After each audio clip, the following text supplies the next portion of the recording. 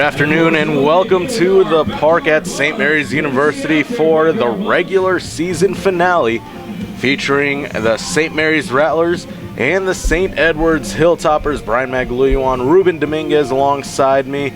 And Ruben, we have a good one here today as both these teams trying to claim supremacy in the Battle of the Saints. Ruben, what are you looking forward to seeing from both of these sides here today? Well, I think both of these teams will be key today in getting a win here and taking some momentum into the Heartland Conference tournament. Both teams are able to experience this venue here at the park at St. Mary's, so I think it'll be a pretty tasty affair. And with that pitch, we are underway. That first pitch outside for ball number one. In the circle today for the Rattlers is their senior ace, Viana Gutierrez Touchtone, who comes into today with a 22-4 record. Picked up her 22nd victory of the season yesterday in the first game of the doubleheader against this same St. Edwards team, making her 28th start of the season.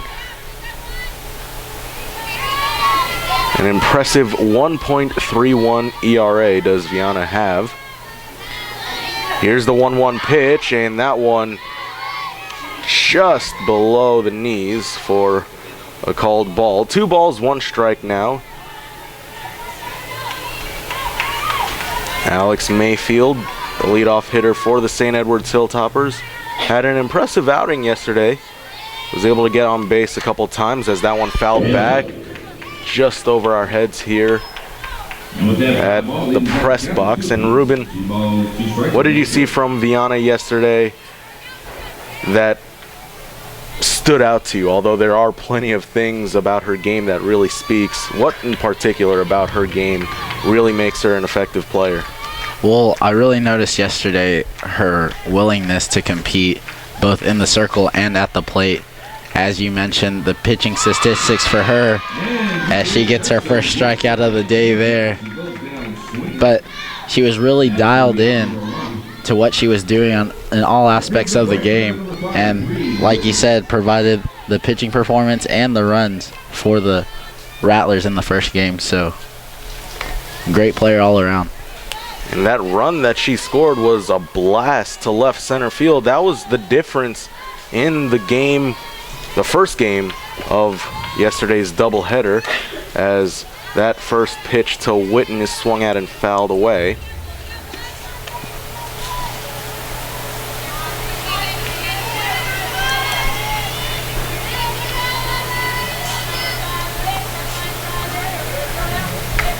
Yesterday we saw the Rattlers clinch home field for the Heartland Conference tournament, which will be taking place next Thursday. For more information on the matchups and start times, check out rattlerathletics.com. Although now the Rattlers playing for a piece of the regular season championship. Lubbock Christian and the Rattlers currently tied. If the Rattlers win, they guarantee at least a tie with Lubbock Christian and the distinction of being co-champions. But a loss would result in Lubbock Christian, a provisional school, to claim the regular season title. And because they are a provisional school, they are ineligible for postseason play, thus explaining why the Rattlers are hosting the Heartland Conference tournament, as the count moves to 2-2 to Bria Witten. On deck is Emily Mayfield, and the hole is Morgan DeFore.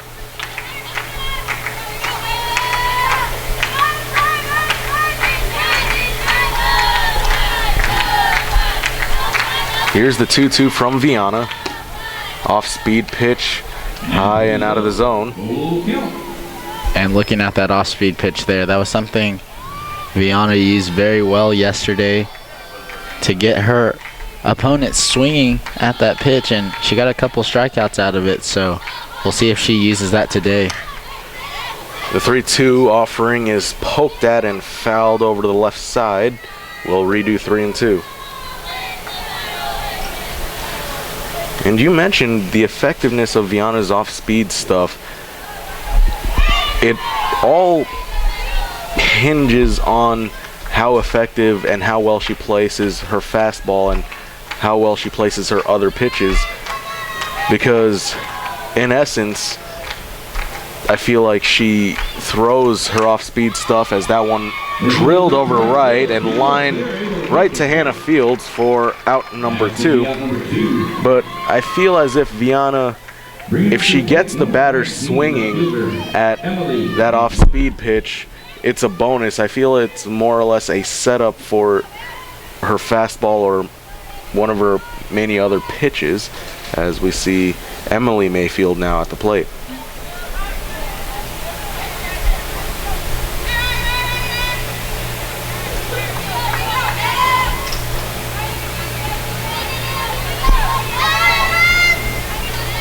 Here's the pitch from Viana. That one bounces down in the dirt.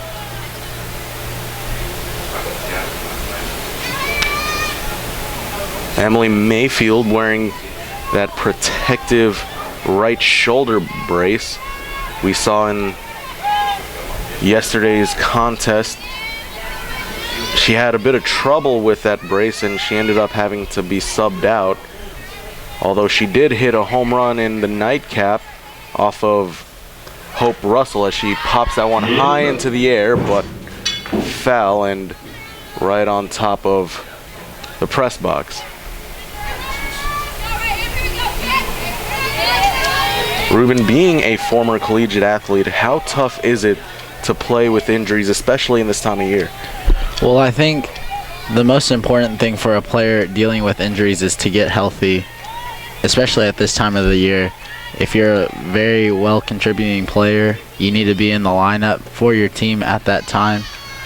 But I think also for any athlete trying to play through an injury, you want to test that and see how well it will hold up for you when in need. So it is kind of give or take, and I can see why Mayfield is playing, and she did contribute. That one popped up into the air and right back on top of this press box, which has seen his fair share of foul balls this season. The count now 1-2 to Mayfield. Rather 2-2 to Mayfield.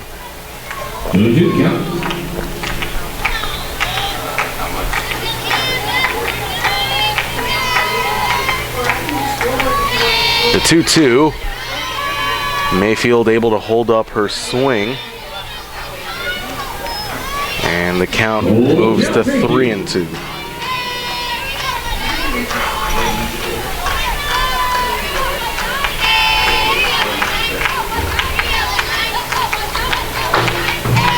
Here's the 3-2. Swung on and missed. She struck her out, and Viana Gutierrez touched tone off to a blazing start. A 1-2-3 inning. Down go the Hilltoppers. At the end of one, there's still no score as we head to the bottom of the first.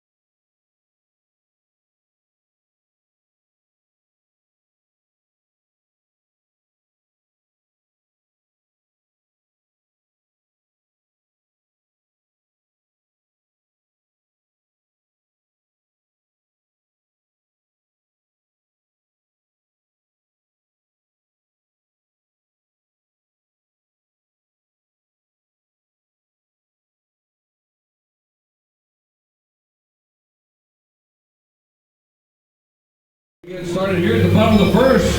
Our first Lady Rattler up to bat. Sardulich leading things off for the Rattlers here in the bottom of the first inning. Nicole Sardulich, 6 hits away from tying the all-time hits record in St. Mary's women's softball program history. An astonishing feat considering the fact that this program has such a storied history. As the first pitch to Nicole is in there for a called strike one. In the circle for St. Edwards is their ace, Sarah DeBrow. DeBrow was last season's Heartland Conference Pitcher of the Year. Was co-pitcher of the year in 2013 as she shared that honor with former Rattler softball great Emily Britton. And the count 1-1 to Nicole Sardulich. And Ruben, you and I talked briefly yesterday about Nicole's ability to extend those hits into extra bases. She's set the single season record for doubles. So what makes her such a viable player for the viable leadoff hitter at that? I think mixed with her great hitting capabilities and the speed she possesses, she's always a threat when the ball's put in play. And I think turning singles into doubles has really aided her. And like I just said, taking every opportunity to get on base, she gets hit with that pitch there and makes her way down to first. For those of you that weren't here yesterday, both DeBrow and Gutierrez Touchstone, the starting pitchers of these games, engaged in a pitcher's duel yesterday in the first of our doubleheader. As we mentioned at the top of this broadcast, the difference was Viana Gutierrez Touchstone's solo shot. Aside from that, DeBrow was on point, allowing only 3 hits in game 1. Gutierrez Touchstone came away victorious with the 4-hit shutout. So it'll be interesting to see how this plays out, as Sardulich over at first, Vidrine at the plate, showing bunt here, and Taylor tried to pull back, and Sardulich able to get back safely. 2 balls, no strikes now to the San Antonio O'Connor product.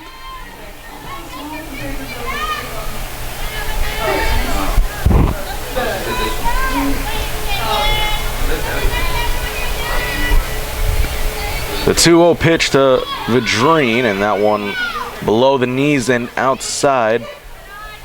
3 balls, no strikes to the Dream Vidrine. Taylor Vidrine added a home run to her astonishing regular season totals. She now has 12 home runs on the year as she takes that pitch for a strike, 3-1. Vidrine, the first Rattler player to have over 10 home runs and over 30 stolen bases. Ruben, what can you say about Taylor and her production throughout her Rattler career? Well, I mean, there aren't enough good things to say about the player Taylor is. She gets herself on base and produces the runs and also brings in those runs. So just an all-around production machine, and you got to love a player like that if you're Coach Donna Fields. Now at the plate is Sydney Wellman. Sydney, the designated player in this contest. She comes into today batting .315 with 40 hits and 36 runs batted in as she tried to lay a bunt down, but it goes foul, 0-1. Strike one. And Brian, time after time it amazes me that even the 3 and 4 hitters in Wellman and Richter lay down bunts when it's needed. I mean, you just have to admire that kind of lineup when you have every player with the ability to hit the ball out of the park or lay down a bunt if need be. The 0-1 to Sydney, and that one a bit high. 1 ball, 1 strike, and you bring up a good point, Ruben. It's a testament to the type of players that Coach Donna Fields recruits. These players are willing to do what's best for the team, and although their individual greatness is apparent, they are willing to sacrifice for the betterment of the team. As the 1-1 pitch misses outside. 2 balls, 1 strike as time is called, as Roberts will discuss things over with her pitcher, DeBro. We'll take this timeout now to check out the defensive assignments for the St. Edwards Hilltoppers. Over at left field is Emily Mayfield. Irvin over at center. Witten is over at right field. Katie Carney covering the first base side. Alex Mayfield over at second base. DeFore is at shortstop. And Bogart, who started as catcher in the nightcap yesterday, will start at third. The bunt is laid down by Wellman. They go to third for the force out as they get the lead runner, Sardalich, for out number 1. And bunt is laid out. Get the force out at third base. And that's some great defense there by Bogart, getting the lead runner, and that's a big boost for this St. Edwards defense as they needed it.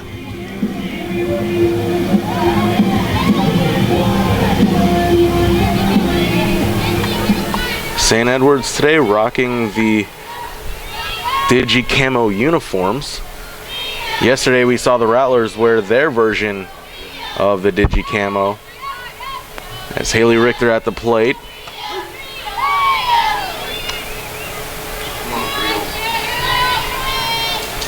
Haley Richter, another fine campaign, making her 48th start of the year, batting .357, which is third best on this Rattler team. Imagine that. A batter that bats .357 normally is the best hitter on their team, but when you have the likes of Nicole Sardalich and Viana Gutierrez Touchstone, it's kind of hard to compete against that, but Haley's still producing as well to go along with 4 home runs and 37 RBIs. And I don't think she'll mind that stat line when she has 2 players in front of her as she drills that one to left. And there to make the grab is Mayfield. Runners will hold up. So a long fly out. Mayfield able to get to it as that's out number 2. So 2 away is Runners at first and second. That's the ring of the pitcher, Viana Gutierrez Touchstone. Now the before mentioned Gutierrez Touchstone at the plate, a pitcher versus pitcher matchup. Always fun to watch these, as it'll be interesting to see how each pitcher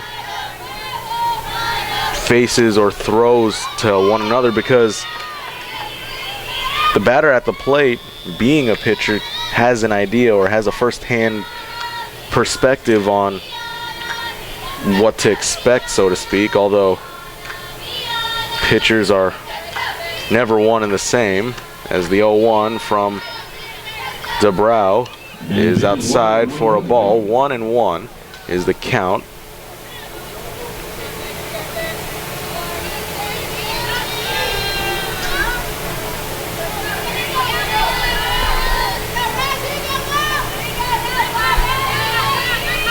The 1-1 pitch to Gutierrez Touchstone is in there for a called strike 2.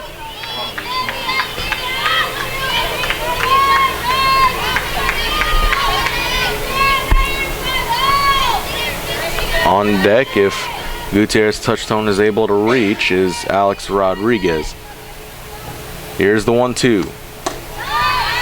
That one high for a ball. 2 balls, 2 strikes. Good count. An extremely warm Saturday afternoon here in the Alamo City. We had thunderstorm and heavy rain yesterday. which put the field in quite the predicament. We were forced to postpone this game an hour.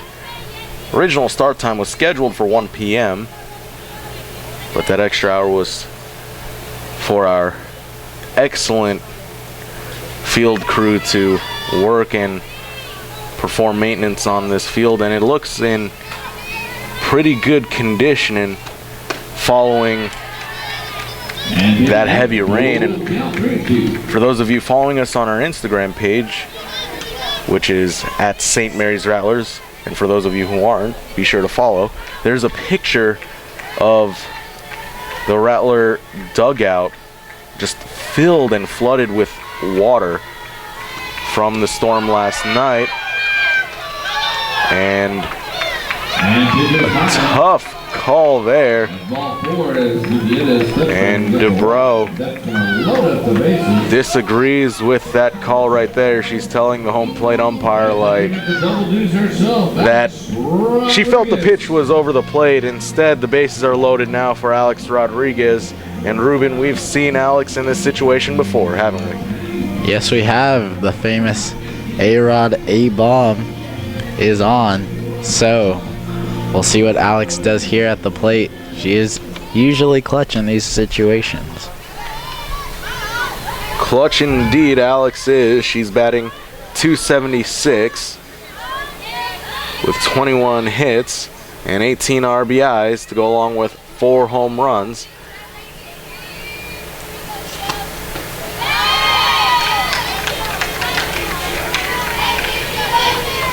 First pitch from DeBrow is a ball. 1 ball, no strikes to the Eagle Pass, Texas native.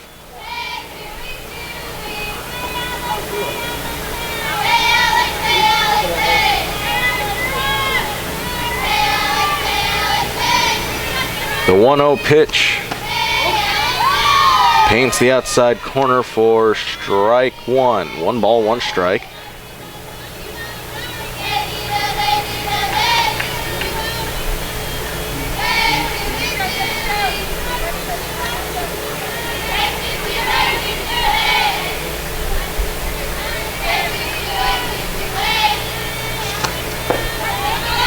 That below the knees, 2 balls, 1 strike. Rattlers threatening to open things up here. Bases loaded, 2 outs.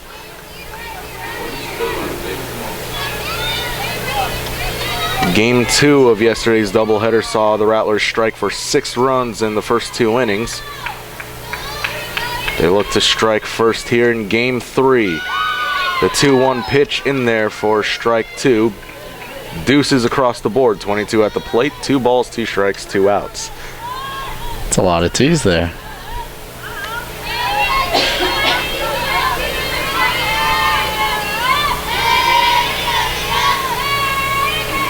DeBrow delivers, swung on and missed. She struck her out. A big time strikeout there for Sarah DeBrow as she gets out of a predicament. 3 runners left on base. No runs scored on no hits, no errors committed. We head to the 2nd inning. Still no score on the Rattler Network.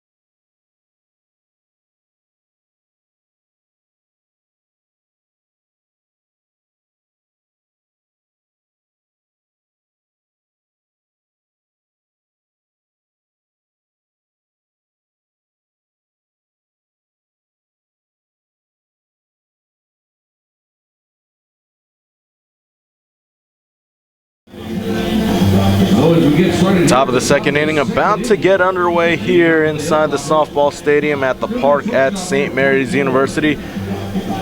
Brian Maglione sitting alongside the ever awesome Ruben Dominguez. Thank you so much for joining us. First inning, both pitchers flexing their muscles, although a bit of a shaky start for Sarah DeBrow, the reigning Heartland Conference Pitcher of the Year, as she managed to get three batters, on base, but was able to get out of the jam.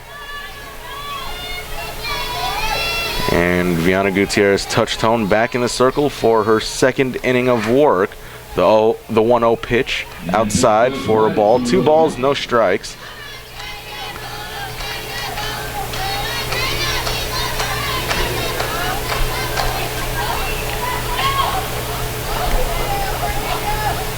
Here's a 2-0 from Viana.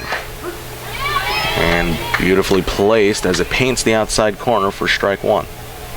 I'm liking the strike zone from the home plate umpire today. He's really giving the pitchers all the opportunity to put in some strikes. So you gotta love that. Here's the 2-1 to DeFore.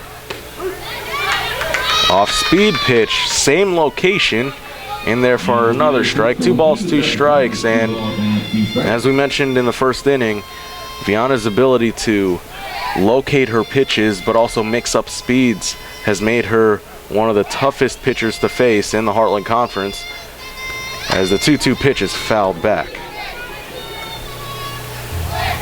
Morgan DeFore at the plate. Katie Carney awaits on deck, and in the hole is Faith Roberts. Morgan DeFore batting .385 on the year with 14 home runs and 44 RBIs.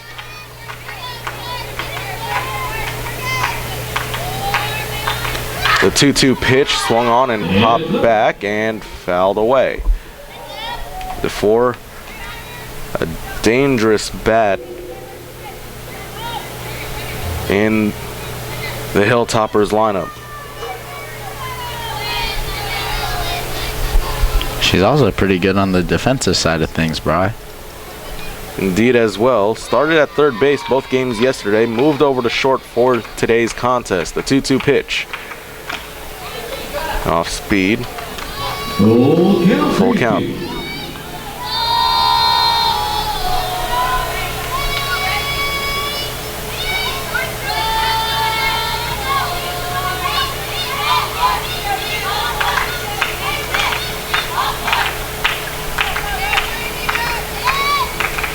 The 3-2 pitch from Gutierrez touch tone is lofted into the gap over at left. Vidrine cutting it off, and she throws it quickly into the infield, preventing any potential extra bases. And Morgan DeFore with the first hit of the ball game for either team. Nice piece of hitting there. Yeah, if the kids are watching at home, that's a proper at bat right there. Really battling with the pitcher and then ultimately getting her bat on the ball and driving it to left. It looks like there will be a pinch runner over at first base. Attention now, running to first base for the Hilltoppers will be number 23, Laura Alvarado. Laura Alvarado will pinch run over at first. St. Edwards, over the course of the previous 2 games this weekend, has not led. Looking to do so here by placing speed on the base paths.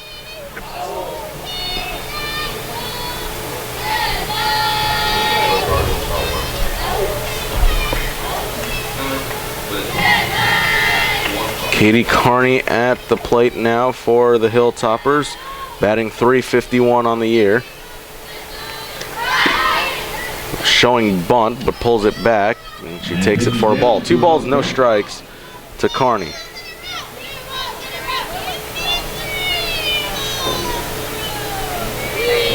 Katie Carney, a 5'10" senior from Ledbetter, Texas. Last season started 47 games for the Hilltoppers, where she recorded 32 hits with a .276 batting average as she grounds that one to Medina. Backhanded stop, the throw in time. And Medina gets the throw in time to get the Beautifully done. Medina was going to second as they had the hit and run going for them and was able to make the throw. Good arm there by the sophomore as she records out number 1. And what can you say about her defensive capabilities? I don't know what more can we say. It's just tremendous. She's made several highlight plays throughout the course of the season, and a couple of them yesterday as well, as we now have Faith Roberts to the plate.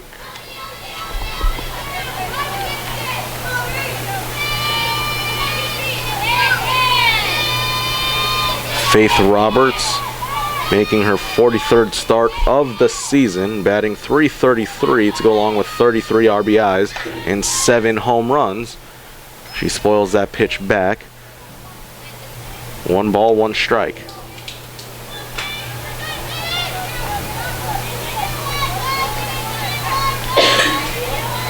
Not a cloud in the sky and hardly any wind blowing. A warm 95-degree afternoon here in San Antonio, Texas. Quite the contrast to the weather we were having yesterday, wasn't it, partner? Indeed it is, and it's crazy to think that last night while we were sleeping, thunderstorms and rain were pouring down, and now today there's no sign of that. You couldn't even tell. And once again, a tip of the hat to all the people working in the facilities, the grounds crew, for helping make this field to remain in quality playing condition.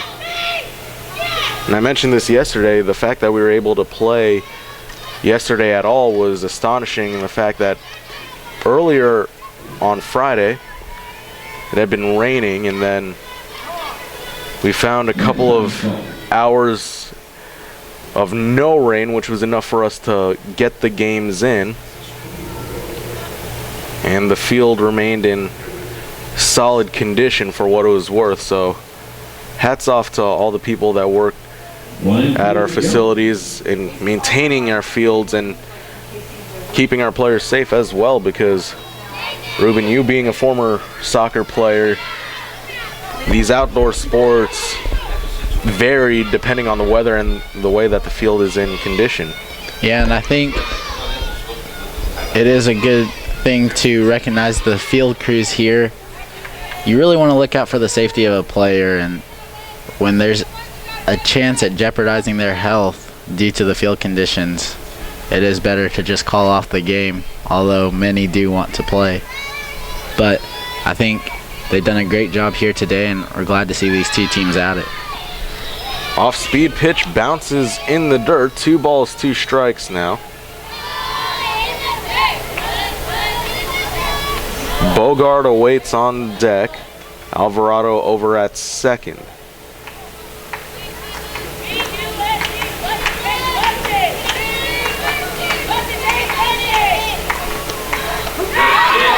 Beautiful pitch. Rings her up. And that's out number 2 as Roberts will take a seat, and that'll bring up Marissa Bogart. 13, Marissa Bogart. 2-way runner at second. You know how on Snapchat they have those things like Fiesta or Happy anybody you know. I'm wondering, sometimes when you're in certain places, there's a stamp, like you can just, like if you're in Austin, it says like Austin, Texas. I wonder if there's a way. Grounded over to Sardalich at third. Nicole fields it cleanly, and the side is retired. Hilltoppers strand a runner on base on 1 hit. No errors committed, no runs scored as we head to the bottom of the second. Still no score as you're watching Rattler Softball on the Rattler Network. And then if you swipe over it,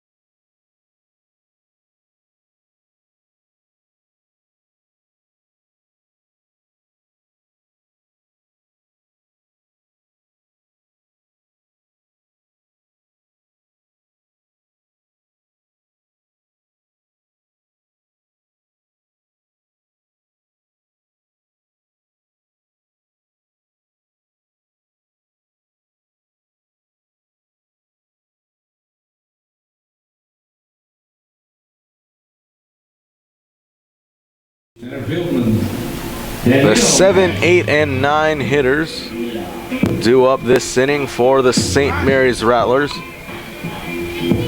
your time. Danielle Nash, Amanda Villa, and Hannah Fields will take the plate this inning, as Sarah DeBrow will step back into the circle for her second inning of work. DeBrow had a bit of trouble in the first inning as that one popped high into the infield, and a bit of miscommunication there, and a good diving grab there by DeFore, as both her and Bogart were trying to decide who would grab the who would make the out, and fortunately DeFore was able to get there at the nick of time, as we see Amanda Villa at the plate. Making a casual pop out look good.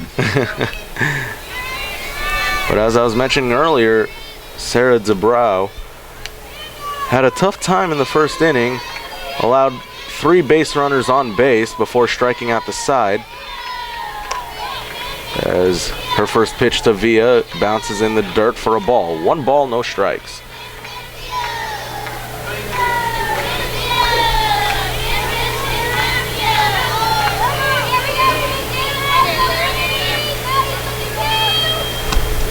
Villa rips it, but foul over to the left side and into the netting. A programming note: today's Rattler baseball game, scheduled for 1 p.m., has been moved to 6 p.m. this afternoon. Stay tuned to RattlerAthletics.com for more information. We'll have the live broadcast for you, as Rattler baseball scheduled to play a doubleheader today, but due to the weather and just the way that the field has been, the grounds crew needing some time to drain out the dugout. It was an amazing picture what we saw on our Instagram page at St. Mary's Rattlers of the dugout being flooded with water. It's just astonishing that we're able to play these games and get the water drained. But that programming note, a single game for Rattler baseball, as Villa grounds that one to short. DeFore fields it and tosses it over to first for out number 2.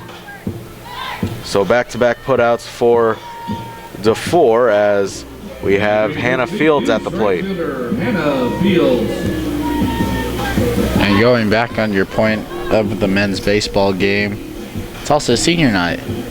Senior day indeed. Well, senior night now. It was originally senior day, but it has turned into senior night, where we will honor our seniors.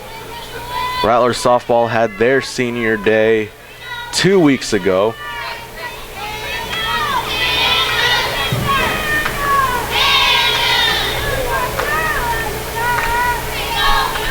Hannah Fields at the plate now.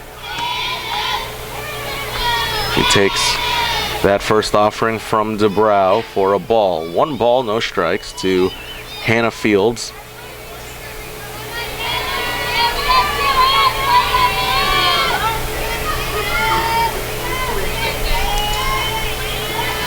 The 1-0 pitch, beautifully placed there, and it evens up the count at a ball and a strike.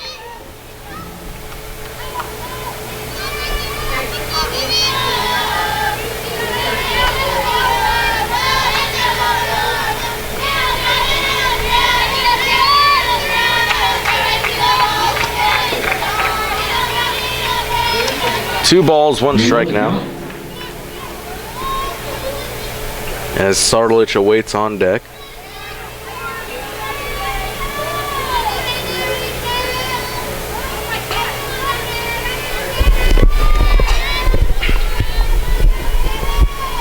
The 2-1 offering to Fields is in there for a called strike. 2s across the board.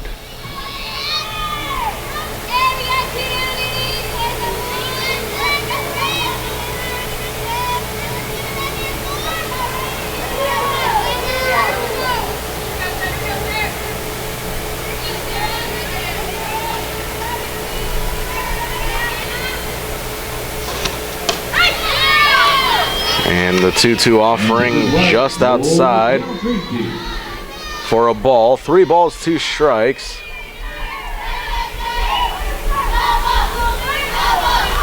And Ruben, we've talked about this Rattler team's ability to work the count full, making these pitchers work for every out, as Fields pops that one high into the air, but able to come in on it and make the play is Mayfield to retire the side.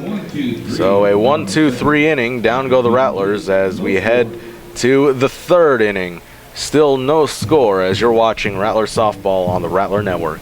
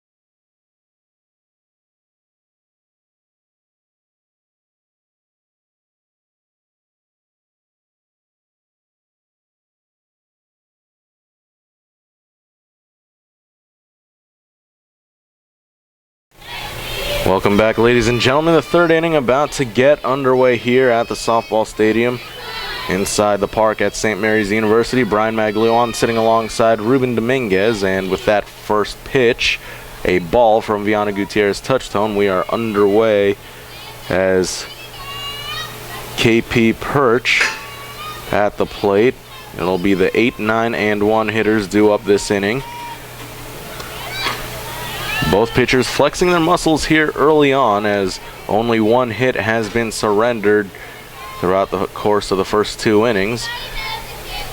And Ruben, nothing short of our expectations, would you say? Definitely going along the same lines as yesterday, with the 2 pitchers putting out their best efforts and making them resonate. KP Perch batting .337 on the year, making her 29th start of the season. She has 11 RBIs to go along with 5 extra base hits. Count 3 balls, 1 strike.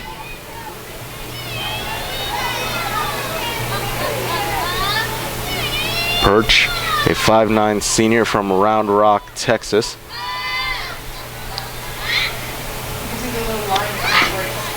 And she takes the 3-1 offering for a ball, and she'll head over to first base with a leadoff walk. Sydney Irvin, the center fielder, will step up to the plate for her first at-bat of the afternoon. Irvin batting .289 on the year with 9 RBIs and 1 home run.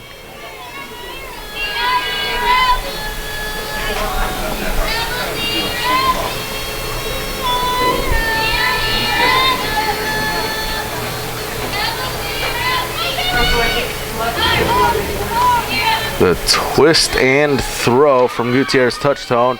A bunt. Had a lot of backspin on it, and it spun foul.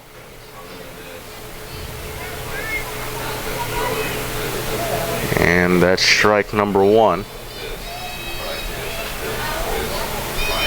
Those are always some tricky plays there when the ball's rolling down the foul line. Really is. And good job by Alex behind the plate, not taking anything for granted because it had a lot of spin on it. It could have possibly spun back foul, or rather fair, as the 0-1 offering high and tight. That pitch was more or less a try not to think about bunting on me, if you will. But back to your point about those grounders near the foul line are particularly dangerous. I can remember one instance. It was, I want to say, the 2000 World Series, the Subway Series, featuring the New York Yankees and the New York Mets, and Yankee third baseman Scott Brocious stood over a foul ball that was rolling down the foul line, and it was already foul, but knowing his field and knowing his home field, he awaited for the ball as Gutierrez touched home, rings her up, and that's out number 1 of the inning. Great strikeout there by Viana. But Scott Brocious, he let the ball roll off the lip of the grass, and he let it roll back fair because he noticed the batter at the plate expecting it to be ruled a foul ball, and thus getting the out. So it's just that awareness of knowing your home field and knowing your craft, so to speak. Always good when we use a Yankees reference in the broadcast. Indeed it is. Although our broadcast partner Joe Rodriguez, who will be on the call for the Rattler baseball game later today, he may disagree with that. As the bunt is laid down and it is ruled foul.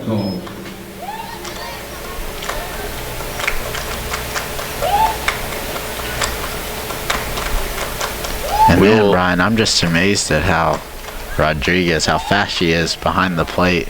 The ball's down on the ground. She's already making the throw before we even know it. It's amazing to see such an art behind the plate. Such an art indeed, as Gutierrez touchstone delivers. That one popped high into the air. Vidrine gets under it, and she makes the squeeze for out number 2. You mentioned Alex behind the plate. The way she operates behind the plate and how she's able to keep everyone in check is quite the sight.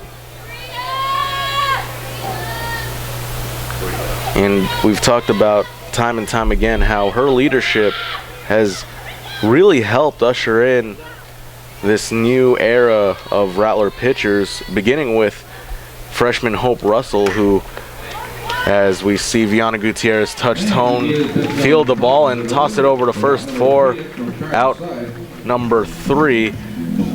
But as we're talking about this, the end of this season, and we look forward to next season, although there's still plenty of softball to be played, the Rattlers have quite the regime building up as we see Hope Russell, Christy Rangel, all of them providing great plays and great performances for this Rattler team. And let's not forget that shortstop Miranda Medina is only a sophomore, so the Rattlers are set for the immediate future, and it's all in part to the senior leadership. Definitely, and I think it's always a good crutch to have. You know, it's sad to see your seniors leave, but also knowing in the back of your head, if you're head coach Donna Fields, that you do have backup for the years to come. And with that being said, that'll do it for the 3rd inning. No runs, no hits, and none left on base. Rather, one left was on base. We head to the bottom of the 3rd inning. We'll take a quick break, but stay tuned. More upcoming right after this.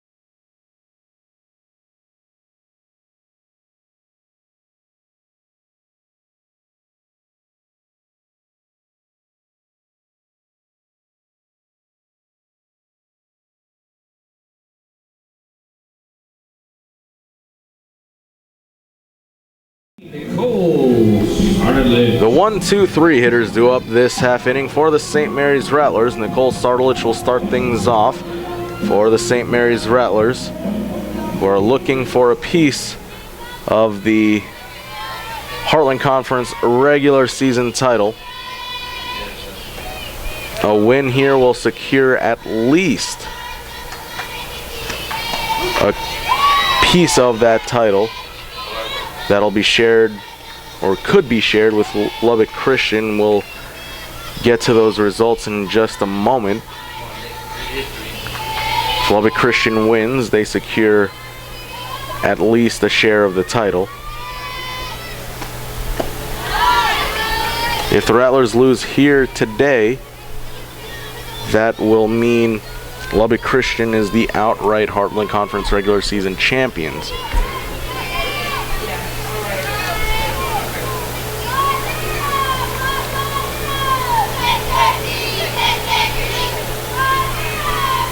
One ball, one strike to Sardelich, who lines it, and it squeaks right under the glove of Mayfield at second, and Nicole Sardelich gets the first hit of the ball game for the St. Mary's Rattlers as she gets aboard. That's going to bring up number 19, Taylor Vadrine.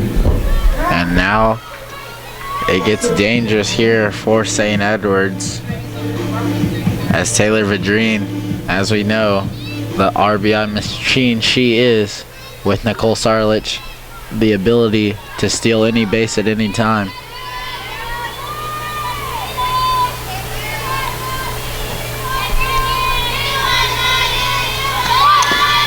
Taylor, beautiful bunt, placed as the throw is mishandled.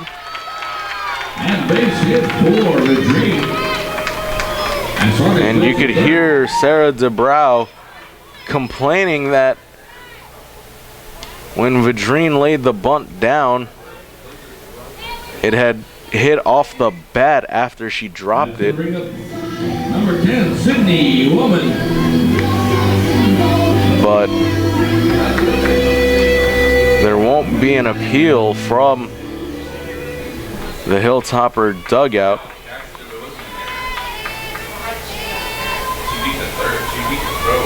So runners at the corners with nobody out, and Sydney Wellman at the plate. Wellman holds back, and Vadrine with yet another stolen base. That was probably one of the more, dare I say, slow stolen bases. It was almost as if she was daring the throw to be made, and she made the unorthodox slide to second, and now runners at second and third with nobody out. Here's the 0-1. That one below the knees and outside for a ball. And now Sydney Wellman at the plate just needs to put a ball into the outfield. And more than likely will score Sardelich from third. Quite honestly, she'll just need to put the ball in play.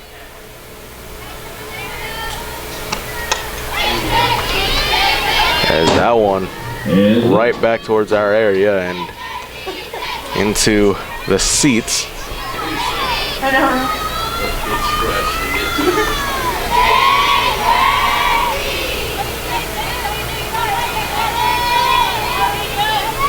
Sydney Wellman, a junior transfer from Brenham, Texas.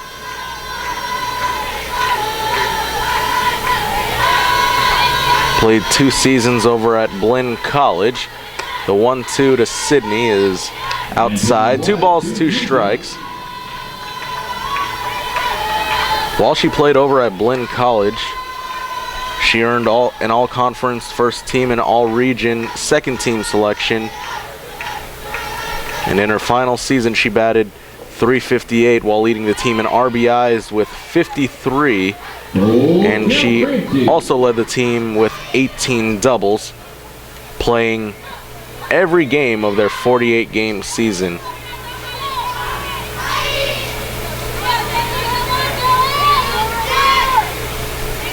Here is the 3-2 to Sydney Wellman. Off-speed pitch, just wasn't able to break back into the strike zone, and Wellman gets on with nobody out. So runners on every single base for the dangerous Haley Richter.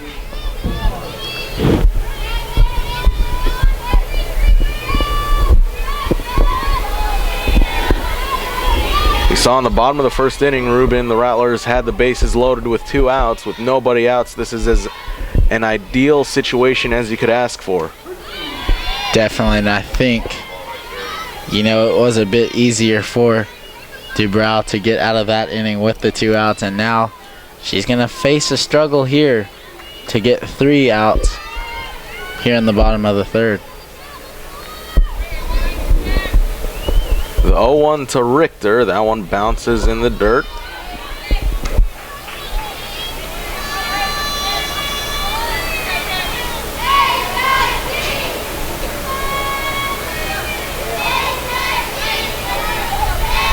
And if you're Sarah Dubrow, you didn't become Heartland Conference Pitcher of the Year without, as that one nicked the home plate umpire. He looks a bit shaken up as he'll take some time to gather himself.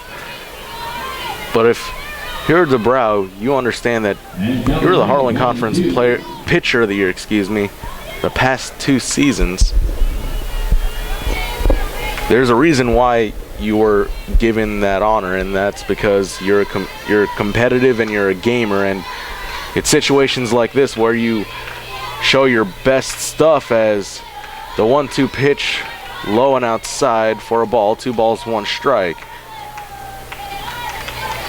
And the same can be said about Viana Gutierrez touch tone. These great pitchers tend to throw their best stuff when they're faced with the greatest adversity, wouldn't you say? Definitely, I think, and we've seen a good at-bat here for Dubrow. As Richter lifts it to center, it'll drop right in front of Irvin. That'll score Sardulich, and the Rattlers strike first here in the bottom of the third. And the most important thing about that at-bat is the bases stay loaded for the ever-dangerous VGT. And we'll see what she can do here at the plate. Viana Gutierrez touch tone awaits to take the plate as time is called.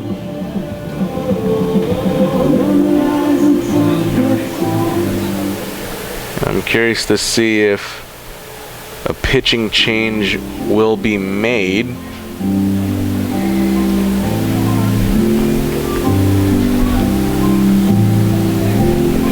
We'll take this time out now to remind all of you to join us on social media. You can follow us on Twitter and on Instagram under the same handle. The handle is at St. Mary's Rattlers. You can also give us a thumbs up on Facebook, facebook.com/St. Mary's Rattlers. We like you, so why not like us, right? And for all your up-to-date news, scores, statistics, and videos on demand with regards to all your favorite Rattler teams, log on to rattlerathletics.com.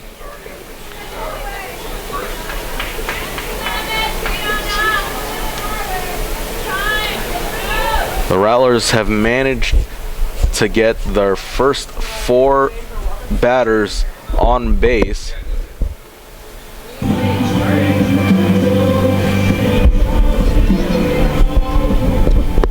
So as we resume play, no outs, bases loaded, and Viana Gutierrez touchstone is your batter.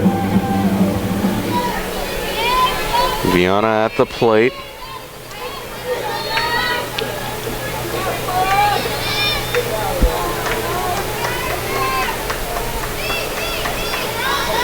Viana walked her first plate appearance.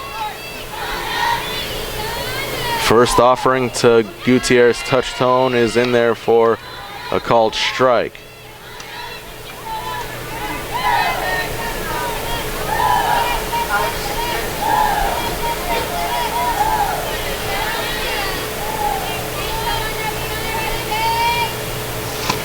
The 0-1 paints the inside corner, and quickly DeBrow is ahead in the count, 0-2.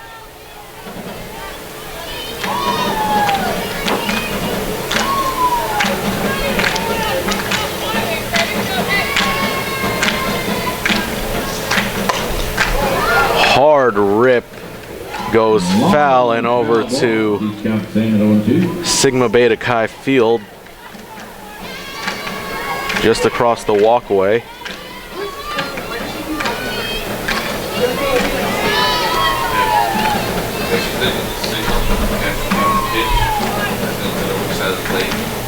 Here's the 0-2. Gutierrez touch-tone grounds it, but foul.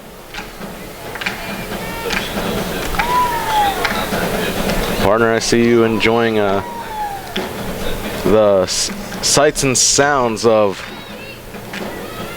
the softball stadium here at the park at St. Mary's. Good little beat they got going down there in the dugout, I have to say. One day we're going to have someone go down there and figure out who's the beat master, so to speak, because that's quite the beat, and in all honesty, they might have themselves their own band. All great teams have had some type of music video. You remember the Chicago Bears from back in the 80s, they had their own music gig, as that one grounded to short. Vadrine hard slide to the plate, and she scores, and the Rattlers double their lead. They lead 2-0. As Roberts took a shot, she looks all right. That's 2 runs for the Rattlers. Physical play at the plate, but you saw Taylor check with Roberts to see if she was all right. Good sportsmanship as always from this Rattler team. As we see Alex Rodriguez at the plate. A-Rod faced a similar situation in the bottom of the first inning. The bases were loaded, as Miranda Medina will take over at first base.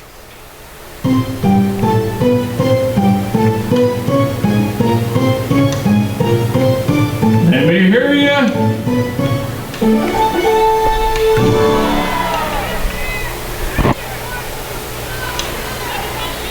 Attention now, running to first base will be number 1, Miranda Medina.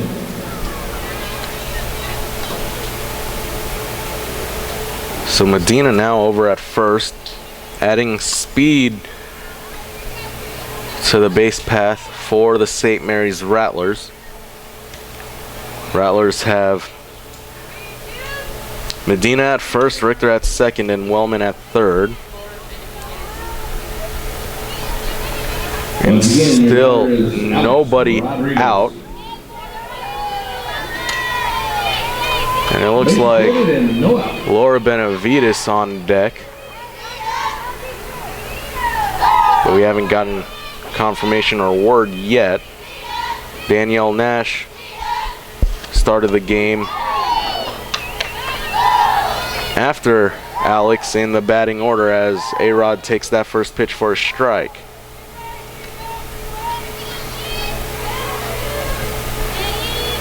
And Ruben, if you're DeBrow and the Hilltoppers, what do you have to do here to try and get out of this inning? Well, I think you just have to do the little things, and pitches like that are going to get you well on your way. But it's crucial for them to settle down. The 2 runs are already on the board, and there's nothing you can do about it now. So I think it's just a matter of focusing and really getting down to the nitty-gritty and getting the outs that you need. The 0-2 to Rodriguez, low and away. 1 ball, 2 strikes.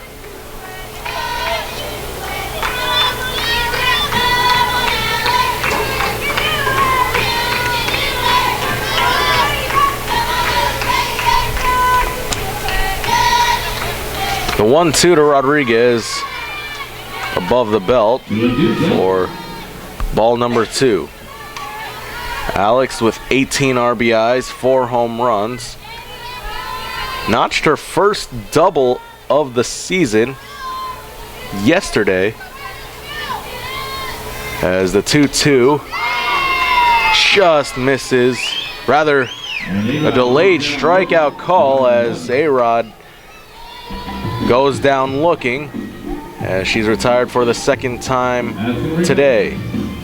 Number 9 to the plate, Laura Benavides. And now Laura Benavides at the plate as she's pinch hitting for Danielle Nash. Man, I am digging those pink gloves. This looks sharp. Laura's got her own flair and style. She's got that number 9 wristband also. And that's the thing about this Rattler team, the multitude of characters they have on their team. You have, as Benavides fouls that one away, you have Taylor Vidrine, who always seems to keep the atmosphere light and loose. You have just the camaraderie between every player on the team.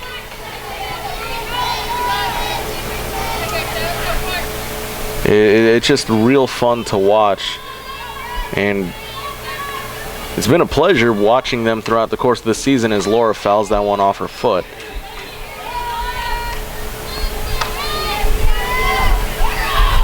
And let's not forget about the different types of chants that this team has for one another. And also, I forget which game it was, but the girls had a choreographed dance number that they did. It was after, I know which game you're talking about, as Benavides strikes out swinging, and a big 2 outs there by DeBrow as she's rising to the occasion after giving up 2 runs. Had a bit of a talk with her teammates and her coaches. And now with 1 out left to go, it's Amanda Villa's turn to see if she could add some damage to the damage already done here in the bottom of the 3rd. First pitch in there for strike 1. But back to your point about this team having a choreographed dance every year during Rattler Madness, which, for those of you that may not know, Rattler Madness is our annual pep rally that happens in the fall semester. Softball always comes up with a fun number, and they perform for close to 800 to 1,000 students in attendance. It's our version of Midnight Madness over at Duke or Kentucky, the bigger universities. But softball, they performed that same number for Coach Donna Fields on her birthday earlier in the season, right after a game, and it was out on the field, and it was quite the sight to see. It was a lot of fun, and they even had the music playing from the press box here, so it was always a good time.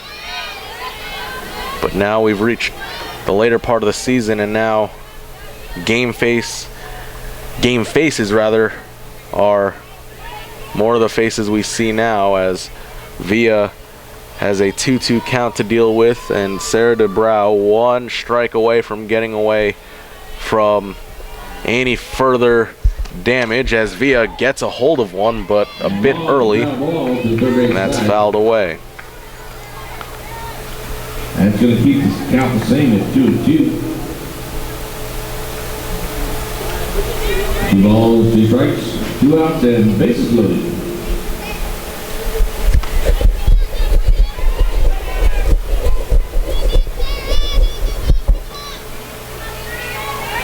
Two balls, 2 strikes to Amanda Villa. DeBrow awaits her sign. Sets. Now deals. And that one nicks Via in the back foot.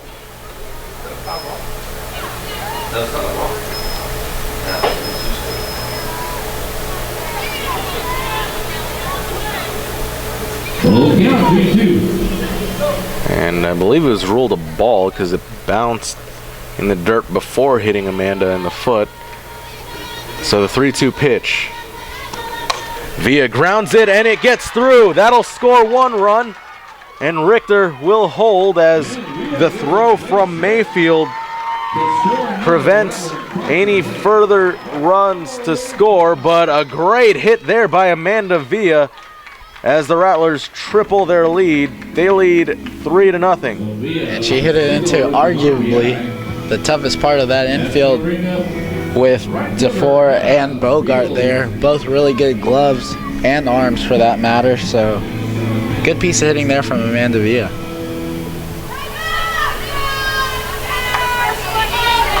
Hannah Fields at the plate.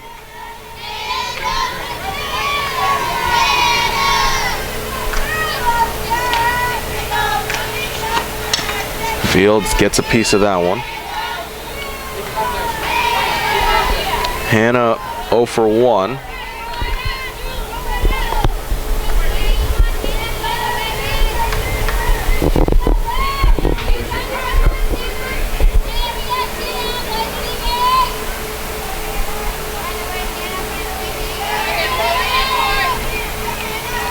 Here's the 0-1 to Fields. She pops that one high into the air, shallow left. Mayfield gets under it, and that'll do it for the inning. But the Rattlers tack on 3 here in the third as they now lead over the Hilltoppers in the Battle of the Saints, the season finale. More upcoming right after this. You are watching Rattler Softball on the Rattler Network.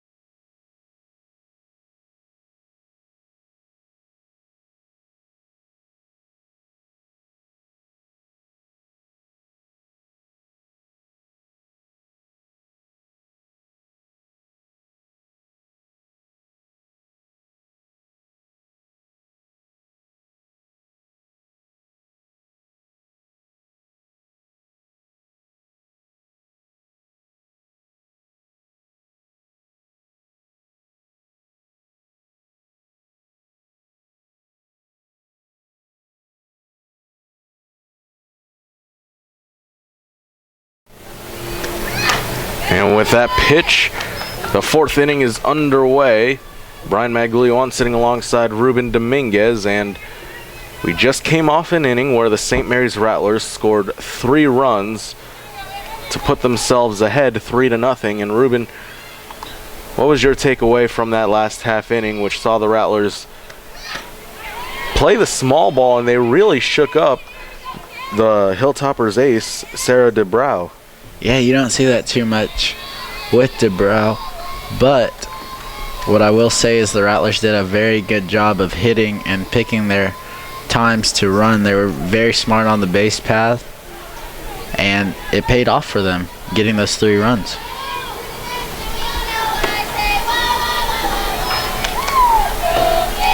Two balls, 1 strike is the count to Emily Mayfield. It is Mayfield, DeFore, and Carney due up this inning for the Hilltoppers.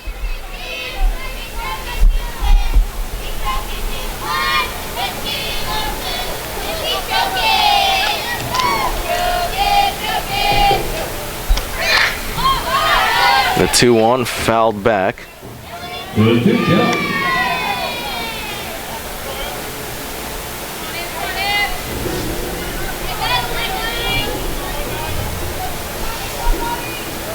Two balls, 2 strikes.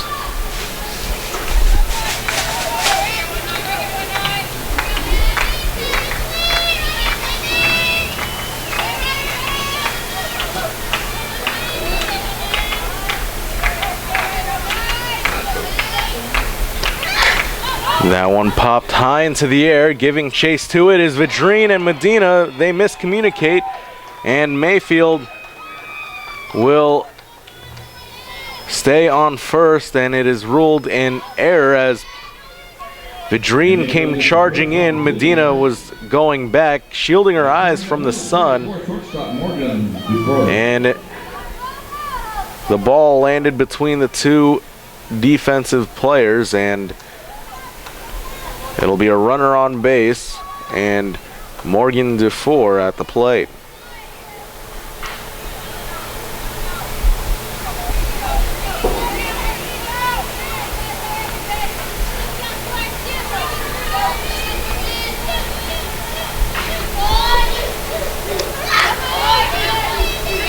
First offering from Gutierrez, touch tone, fouled back. And we don't see those types of errors happen too much with the Rattlers defensively. But I guess everyone gets one once in a while.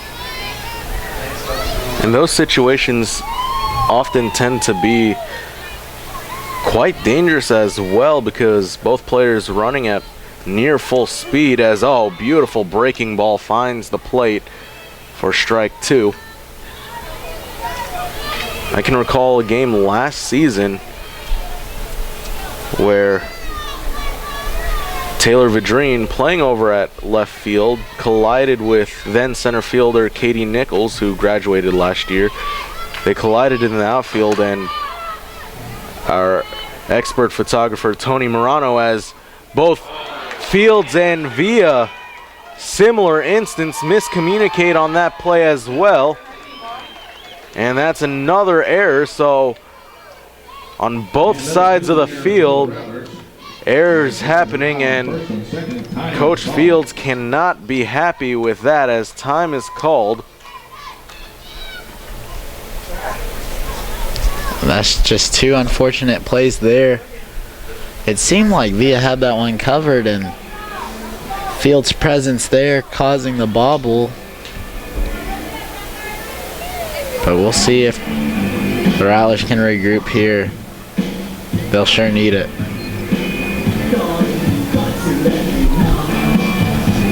They're giving St. Edward's new life as Katie Carney digs in.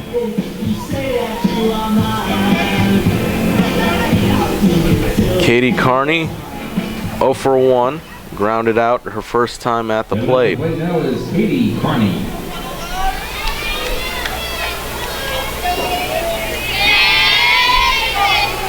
So St. Edward's unconventionally able to get their first 2 batters on base, as Carney takes that first pitch for a ball, 1-0. And now, Ruben, if you're Viana Gutierrez touch tone, what do you do here?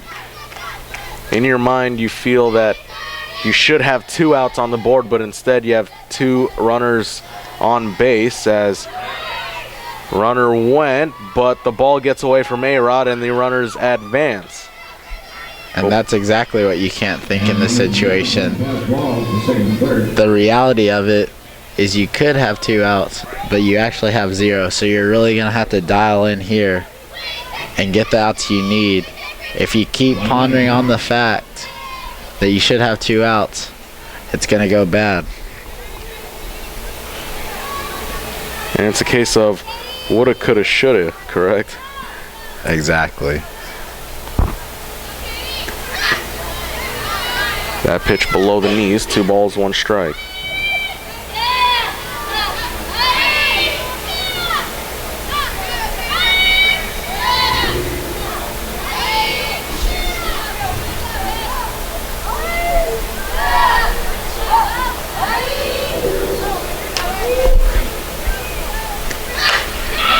That one gets by Sardelich at third, and it'll score a run. St. Edward's on the board. It is now 3-1 Hilltoppers as the check back to first. And Fields all the way from right field into the infield to cover the bag. And the Hilltoppers on the board. The Hilltoppers score their first run. Runners down the corners. Time is called. Great hit there by Carney as time is called. And Coach Fields will give a pep talk to her team.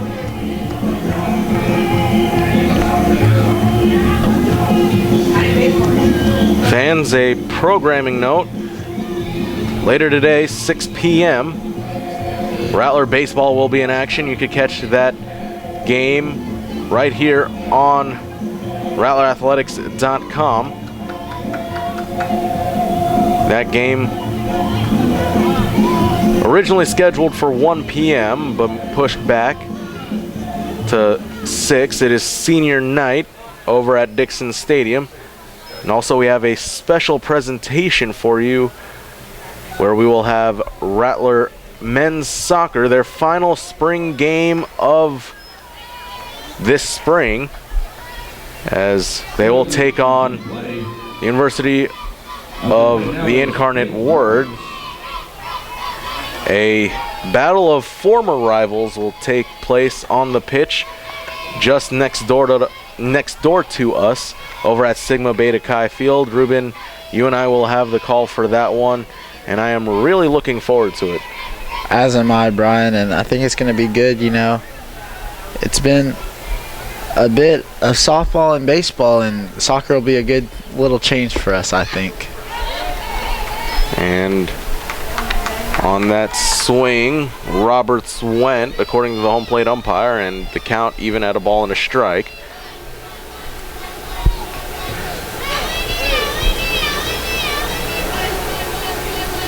And Ruben, it'll be the first game that, or first Rattler soccer game you're calling. You joined us just after soccer season ended, so you weren't able to be around, but you've told me that you've seen your fair share of Rattler soccer, and you quickly grew to be a fan, haven't you?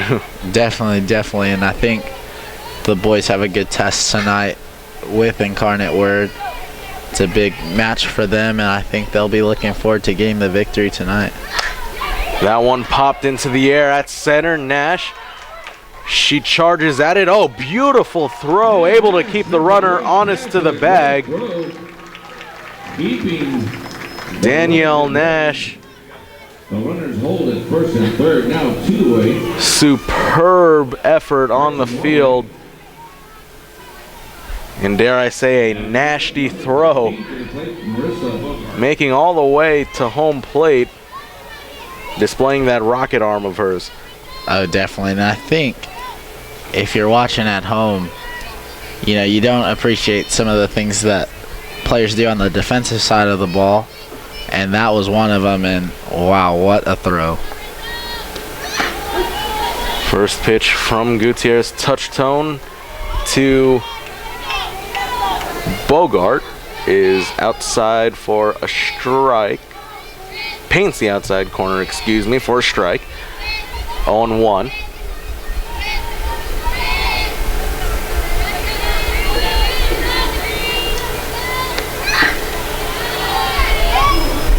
below the knees for a ball this time. 1 ball, 1 strike. And Ruben to finish up our point on Rattlers soccer. An impressive first season under new head coach Mike Benelli. Well, we can't call him new anymore because that title has worn off, but kudos to Coach Benelli and his team for putting Rattlers soccer back on the map, and they made a run to the Heartland Conference tournament. And exciting time last semester, which saw them improve vastly under their new head coach. Definitely, and I think he brings good winning mentality here to the program at St. Mary's, and I'm really looking forward to how he gets on in his second year. He had that first year to acclimate to the culture. It's definitely different from the north coming down to the south. So I was really pleased to see him succeed and really looking forward to what he does in his second season. And Coach Benelli, for those of you that may not know, coached a school over in Pennsylvania in the Northeast, and they were ranked number 8 at one point in the country. So he is a well-accomplished head coach, and he has brought his talents not to South Beach but to South Texas, and we're excited to see what he and the Rattler men's soccer team have in store for us. That game scheduled for 7 o'clock, and you can catch that game right here on the Rattler Network. As the swing and a miss, Bogart strikes out as Gutierrez Touchtone gets out number 2. And after a dangerous predicament early on in the inning, Rattlers 1 out away from getting away with only conceding 1 run.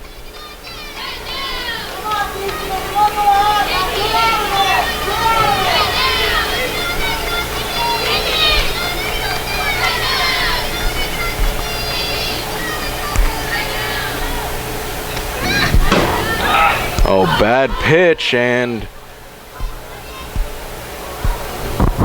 runner advances to second base off the ball pitch. a wild pitch allows for Kearney to advance. DeFore was not willing to risk getting out by going to the plate, and I think it had in large part to do with the fact that the ball ricocheted off the backstop, allowing for A-Rod not to have to go far to retrieve the ball. 1-0. High and outside, 2-0. I think VGT will take that runner going to second as opposed to a runner coming home. So not all bad. You got to look at the positives.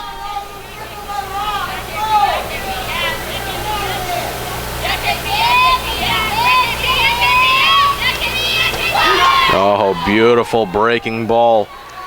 Finds its way into the strike zone for strike 1. 2 balls, 1 strike.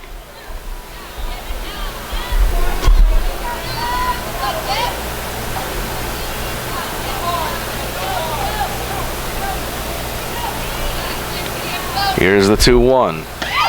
Another off-speed pitch, this time on the outside corner for strike 2.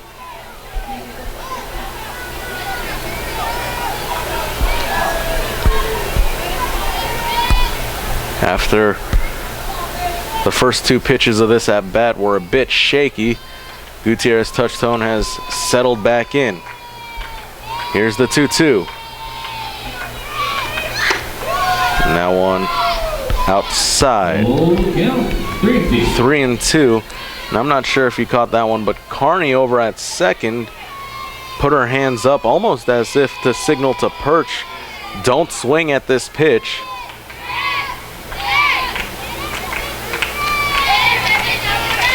Here's the 3-2. That one poked at, lofted to right. Fields able to make the basket grab for the final out of the inning. Hilltoppers able to strike for one, but nothing more and nothing less, as the Rattlers still have the lead 3-1. We head to the bottom of the 4th inning as you're watching Rattler softball on the Rattler Network.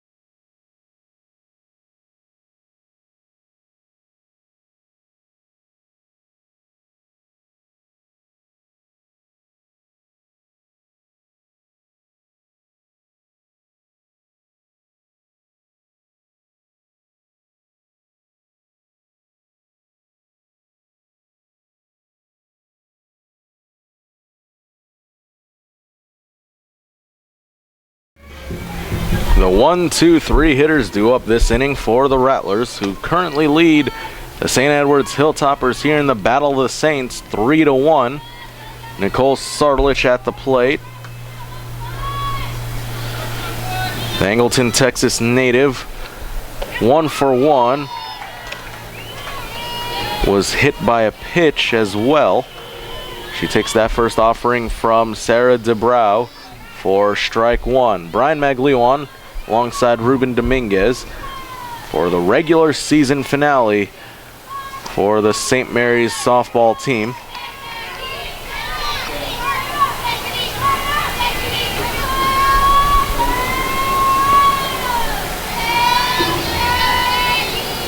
Ruben, midway through this ball game, what have you seen thus far from both teams that has stood out in particular to you? Well, I think both sides have experienced their fair share of good hitting, and I think the difference is St. Mary's took a little bit more advantage of the runners they had on base. But nonetheless, both good sides producing runs and also getting some good pitching out of their aces.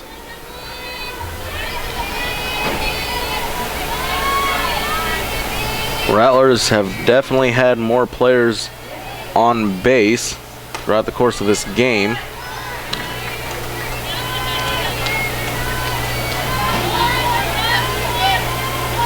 Through the course of the first 3 innings of play, St. Edwards and Sarah DeBrow have had to face a bases loaded situation on 2 separate occasions, as Sardelich swings and misses at that one. 3-2 now the count. And that swing and miss brings the count full, 3-2.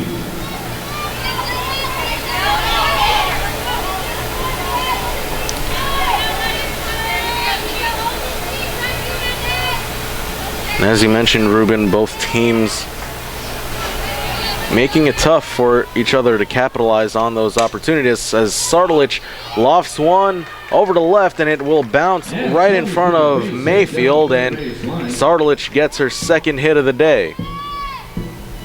Inching closer and closer to that record, isn't she, Brian? She is now 4 away from tying the all-time hits record. She came into yesterday 8 away from tying the record.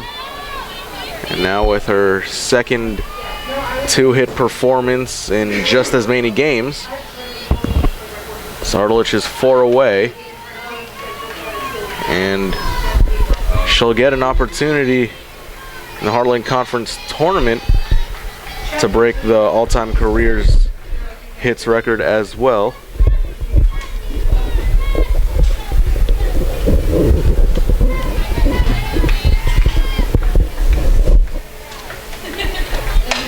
Vadrine lines one into the gap, and that'll get through. Back-to-back hits to start off the inning for the St. Mary's Rattlers as Vadrine gets on. Sardulich will move to second, and now Sydney Wellman at the plate. And you have to say, Brian, after a slow start yesterday in the first game of this series, Vadrine and Sardulich in particular have really come on for their respective team and have provided them hits and runs that they've needed.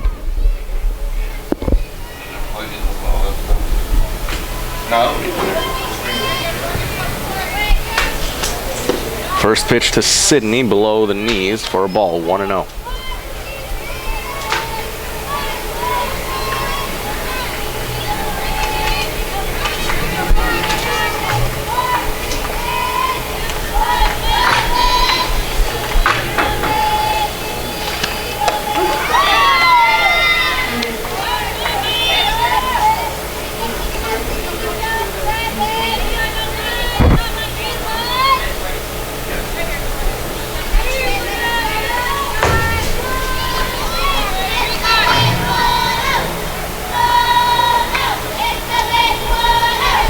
Here's the 1-1 to Wellman, and nice off-speed pitch. Wellman had every intention of going after it, but was able to hold back, and the count moves to 2 balls and 1 strike.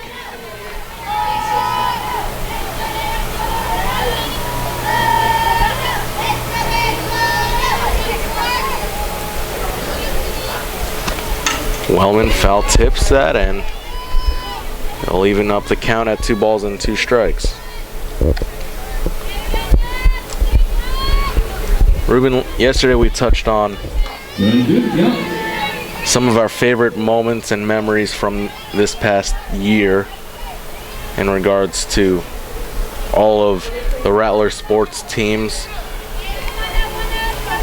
What would you say was the best performance you've seen this season? We all know your favorite memory, the Miners Major Miracle. You and Joe Rodriguez had an amazing call, and Christian Miner did a pretty good job of hitting that tough shot as well. But what would you say was the greatest performance you've seen so far this year? I think I'd have to kick it over to, no pun intended, Katie Kasparidis. You know, you don't get many chances to break records here as a St. Mary's athlete with such storied programs. But I think it was a great thing for her on senior night to score a hat trick nonetheless, and the last goal of that hat trick being the record breaker. So a big kudos to her. That definitely had to be a good moment for me, I feel. And if I recall in that game, because I was on the call for that one, I remember Katie even had an opportunity late in the game to score a 4th goal, which was remarkable in itself. The Rattlers went on to win that game, and as you mentioned, a great performance. But as far as my most memorable performance, it would have to be, it happened recently actually, Matt McLean throwing 10 innings against St. Edwards as Richter lines one, but foul. It would have to be Matt McLean of baseball, who threw 10 innings and a no decision. It was a real pitcher's duel as the Rattlers walked it off in the bottom of the 11th of that game, 1-0. But Matt McLean throwing 10 innings. It's rare you see pitchers throw for complete games, let alone 10 innings. So I would have to say that is up there in my performances of the year, as the Rattlers looking to end the regular season on a stellar performance of their own as well. Currently leading the St. Edwards Hilltoppers 3-1 here in the bottom of the 4th inning. Bases are loaded, nobody out. Richter at the plate.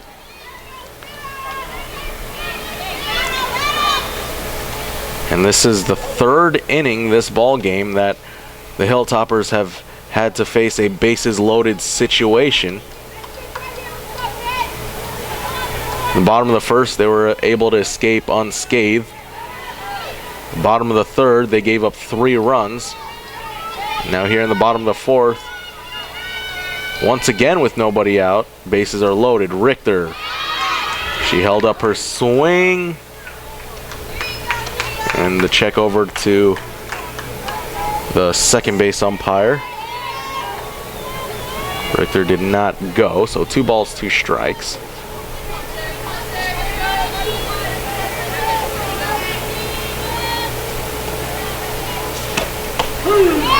And a nice pitch on the outside corner rings up Haley for out number 1. Goes down looking. That's going to be out number 1. And now Viana Gutierrez touch tone at the plate.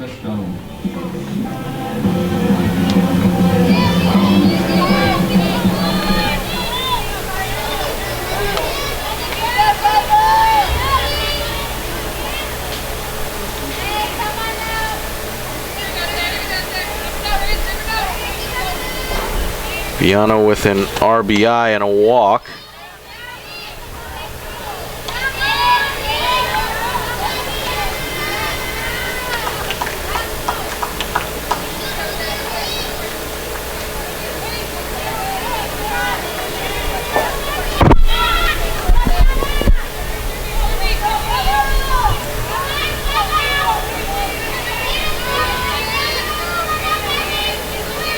Here's the 0-1. That one just misses the outside corner. 1 ball, 1 strike to Viana. On deck is A-Rod.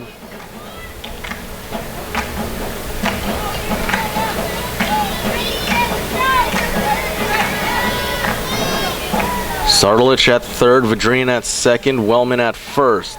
The 1-1 below the knees. 2 balls, 1 strike. Down the dirt, and it's down to 2-1.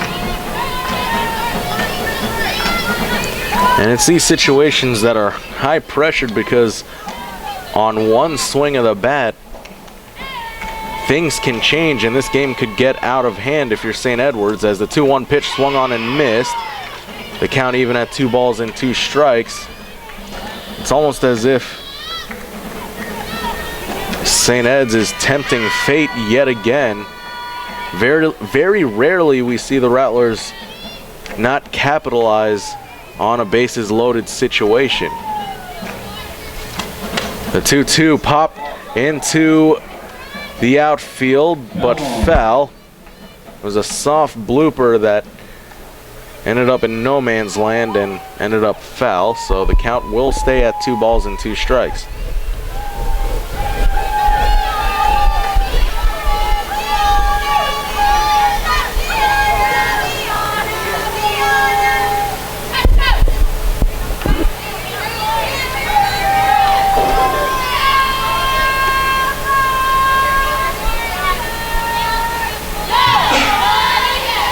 The 2-2 swung on and missed. She struck her out.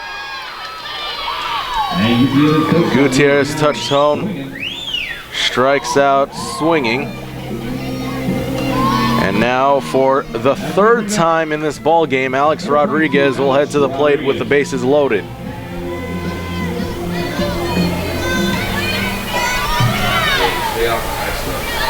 You know that expression, Ruben, tempting fate? Or testing fate, rather. Alex, 3rd time at the plate with the bases loaded. She swings and misses at that one.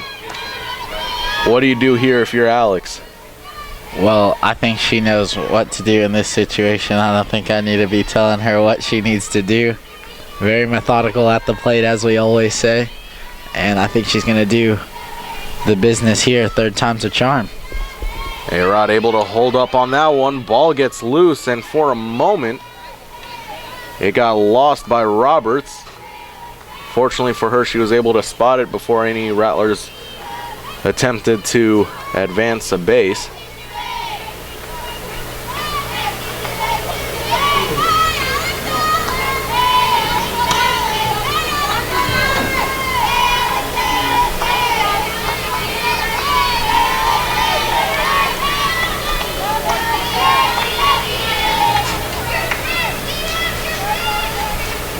The 1-1-2 Rodriguez. A good pitch on the outside for strike number 2. 1 ball, 2 strikes.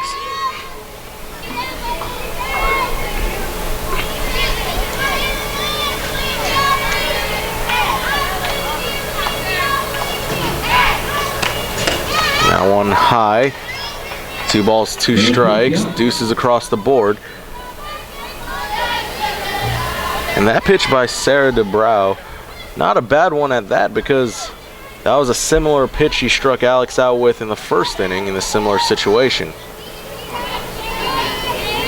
Here's the 2-2 to Rodriguez. Alex gets a hold of it, but pops it high into the air, shallow center field, shallow left center field rather, and the squeeze is made by Dufour to retire the side.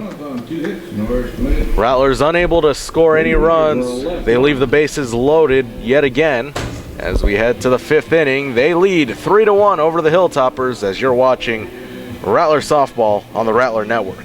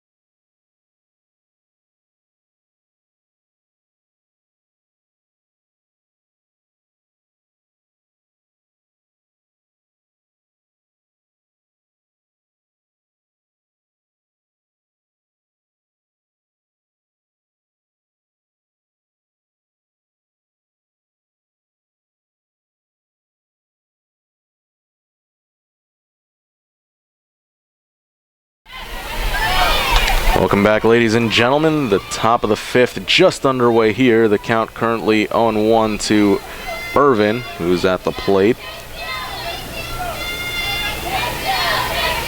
The 9-1 and 2 hitters due up this inning for the Hilltoppers. Irvin, Mayfield, and Witten due up. Off-speed pitch popped into the air. Alex trying to get to it, but just out of her reach, and that's strike number 2.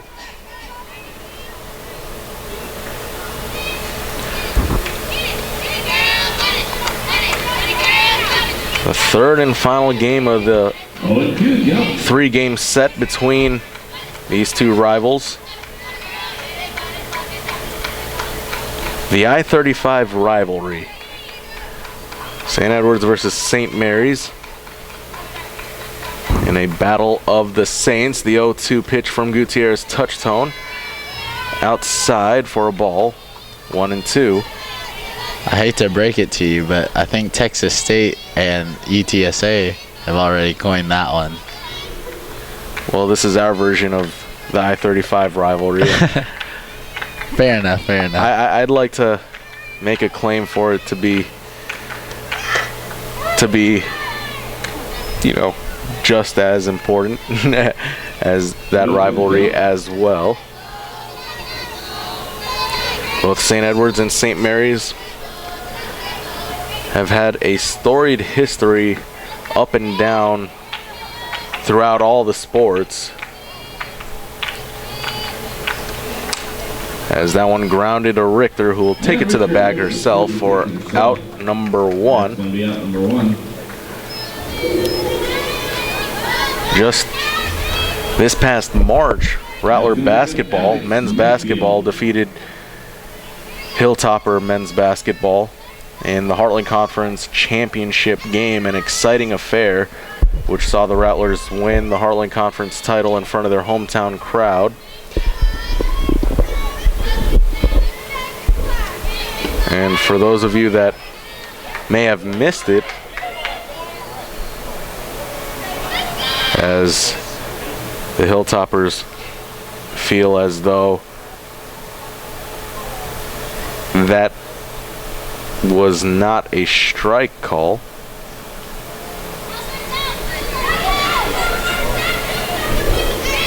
Looked as if Mayfield did go, but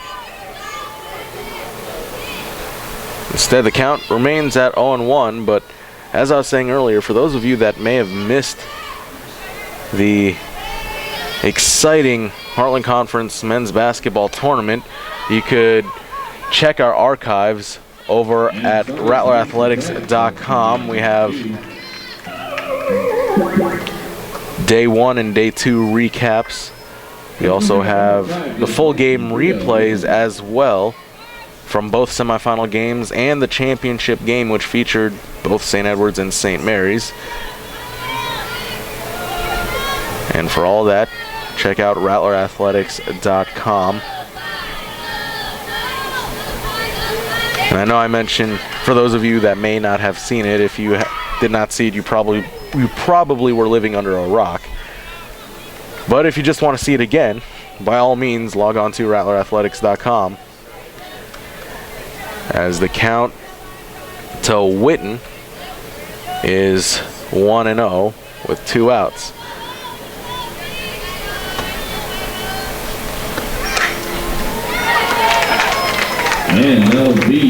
And Sardelich able to make the grab, and that'll do it for the inning. A 1-2-3 inning for Gutierrez, touchtone, and the Rattlers as we head to the bottom half of the 5th. Rattlers 3, Hilltoppers 1, as you're watching Rattler Softball on the Rattler Network. So backyard bums, you know.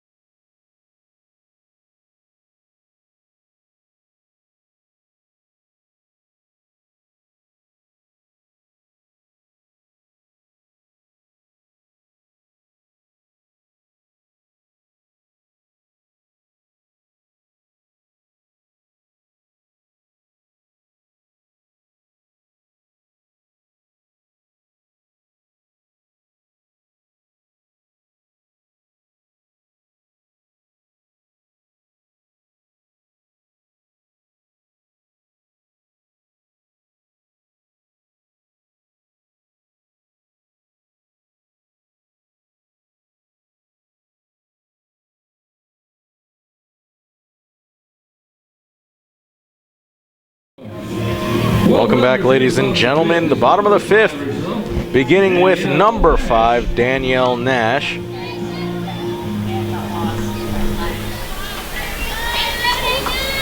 Seven, 8, and 9 hitters due up this inning for the Rattlers.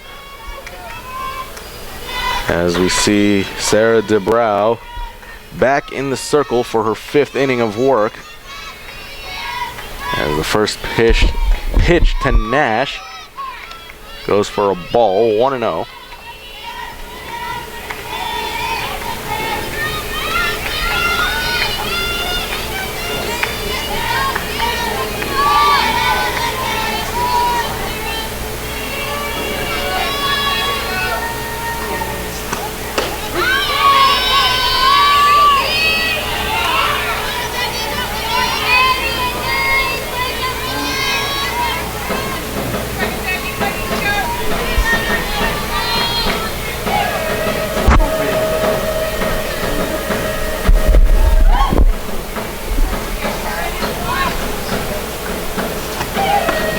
Nash swings and misses at that offering, 1-2 now. Brings the count to 1-2.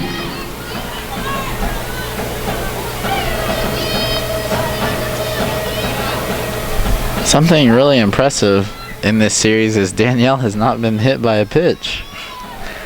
Knock on wood. Nash is the career record holder for most hit by pitches.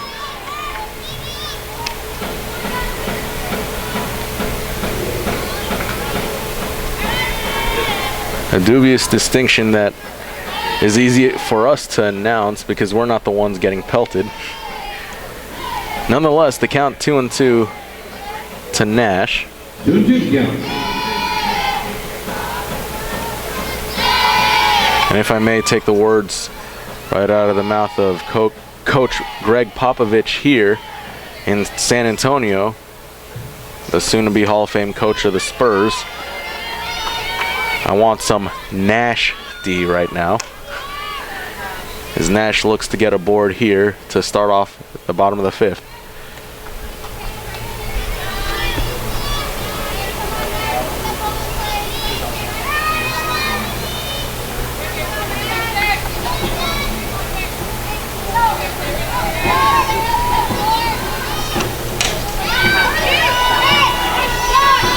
Nash fouls that one off her foot. A bit shaken up, but she'll walk it off.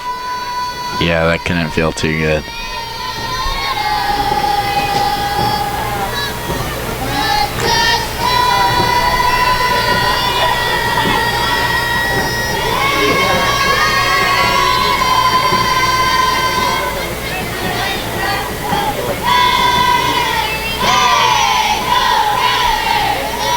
The 2-2 to Nash.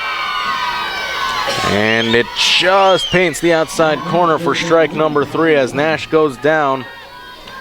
And that's strikeout number 6 for Sarah DeBrow. Second baseman. And now Amanda Villa to the plate.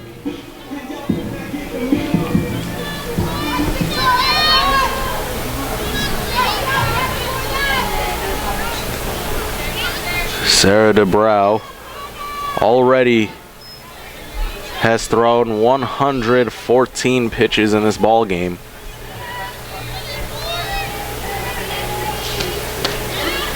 First pitch to Villa, in there for a called strike.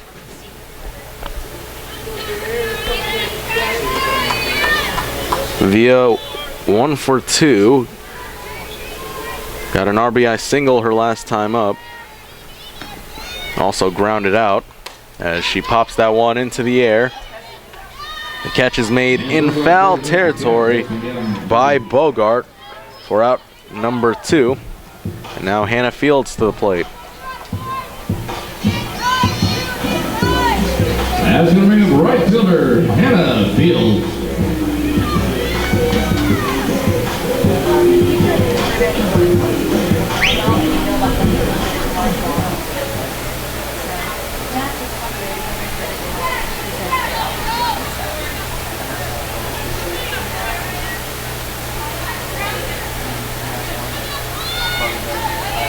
First pitch to Fields.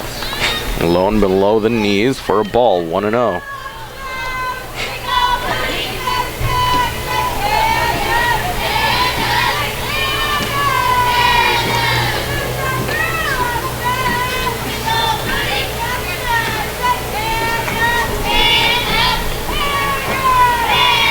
The 1-0 to Fields. She lines that one to center, and that'll be a 2-out single for Hannah Fields. Getting the rally going with 2 outs. Hannah Fields does a great job of keeping her head down and driving that ball to the center infield, and she's going to sit on first base now.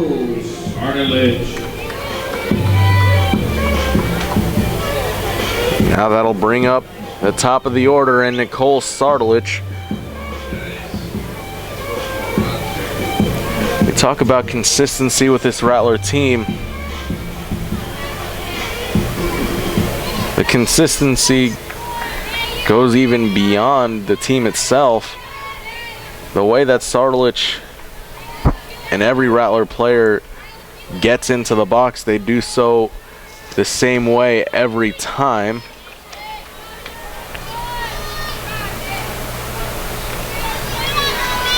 As Sardelich looks at a ball, 1-0.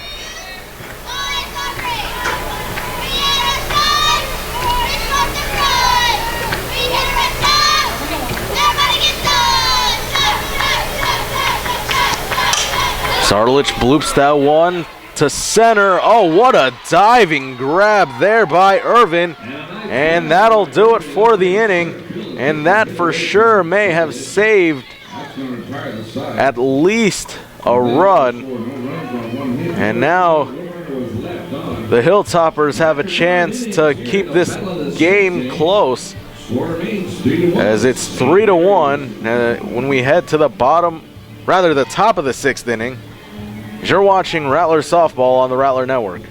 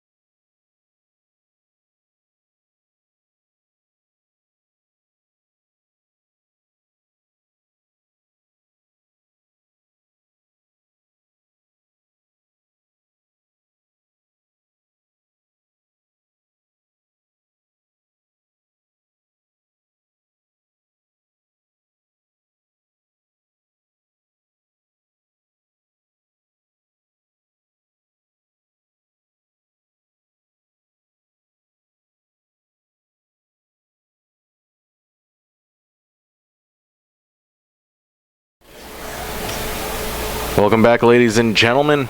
Those sports fans, I'm sure you're wondering what's going on. A bit of miscommunication going on here as we are having a redo according to the home plate umpire. And we still have 2-8. As our PA announcer Tommy Moreno is explaining to the crowd here, we are back in the bottom of the 5th inning, 2 outs. Apparently St. Edward's had an illegal player out in the field. They had made a double switch, but they forgot to switch back. And so now we will pick up with 1 ball, no strikes, and 2 outs to Nicole Sardelich. Hannah Fields is back over at first base, and while we get everything situated,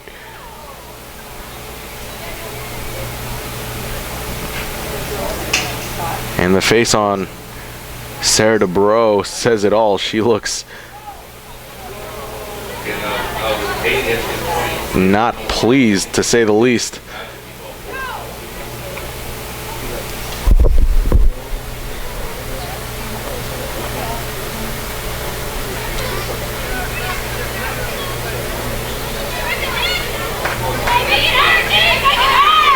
Okay, so the count is 1 ball, no strikes on Sardelich, 2 away, and a runner at first base.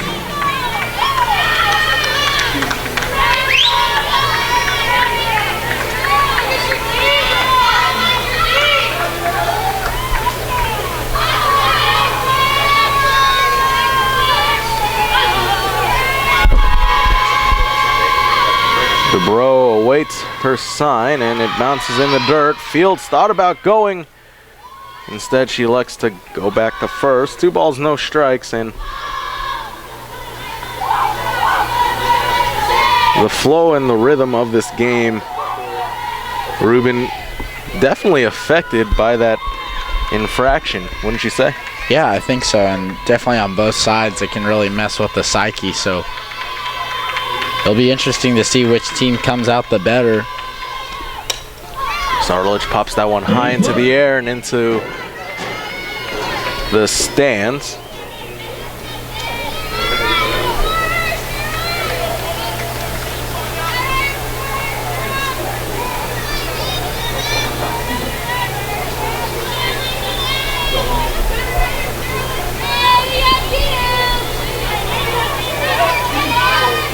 On the count.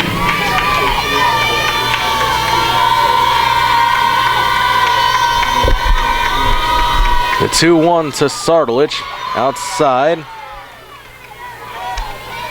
And it's 3 balls, 1 strike, and clearly having an effect on DeBrow is the delay. The 3-1 just paints the outside. Sardelich already tossed her bat, thinking that it was ball 4. And now the count moves to 3 balls, 2 strikes.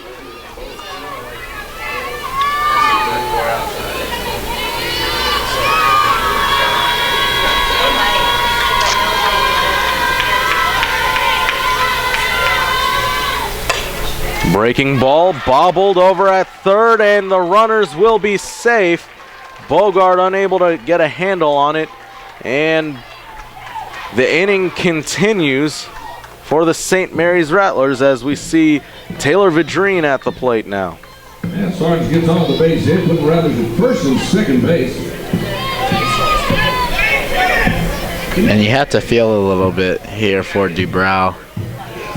She thought her inning was over, and she definitely has to come back out here, and it can be very, very tough for a pitcher to get their arm going again, especially on a short notice.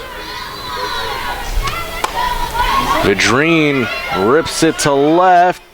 Oh, what a sliding grab by Emily Mayfield. So the 6th inning ends At the bottom of the 5, round score, no rounds on 2 hits. in similar fashion both times. A diving grab by Irvin at center ended the inning initially. And then due to an infraction, we replayed the inning again, and a fly out in deep left in foul territory with a sliding grab by Emily Mayfield. And no harm, no foul for the Hilltoppers as they still trail the St. Mary's Rattlers 3-1 as we now head to the top of the 6th inning. Still, Rattlers lead 3-1.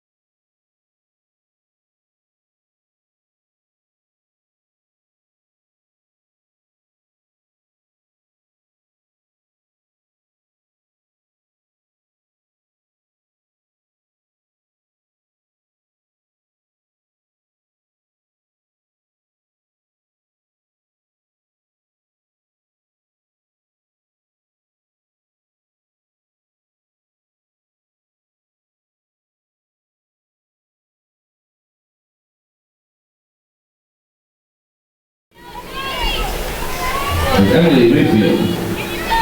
Welcome back, ladies and gentlemen. Mayfield to 4 and Kearney due up this inning for the Hilltoppers. Mayfield just moments ago put an end to the bottom of the 5th in exciting fashion with a sliding grab on the warning track in foul territory over on the left side.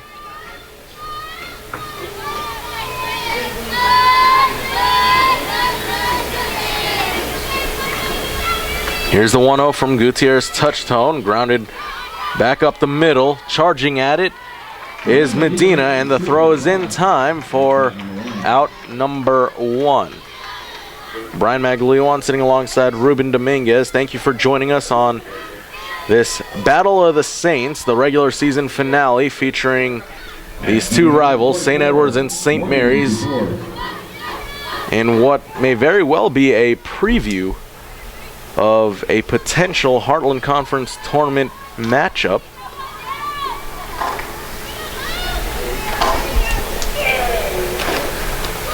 As the first pitch to the 4 is in there for strike 1.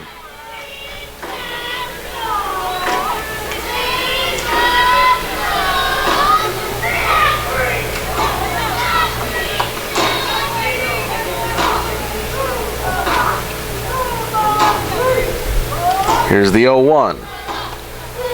Breaking ball didn't break back down enough as it'll even up the count at a ball and a strike.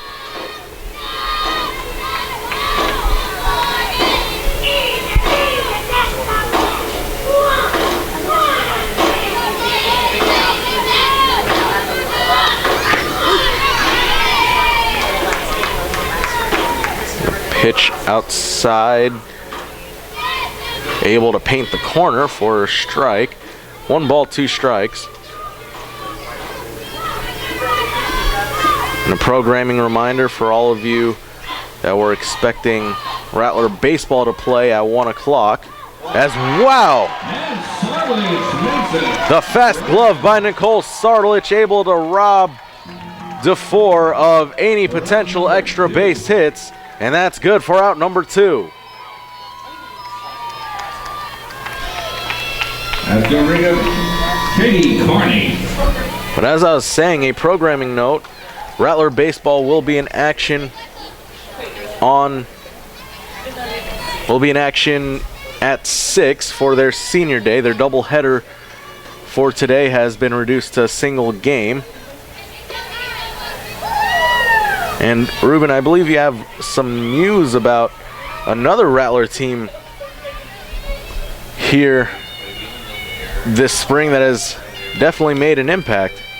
Oh, well, most definitely. We're just getting the news here in the studio that the women's tennis team has won the conference tournament up in Dallas. So congratulations to them, and they're on to the regional tournament.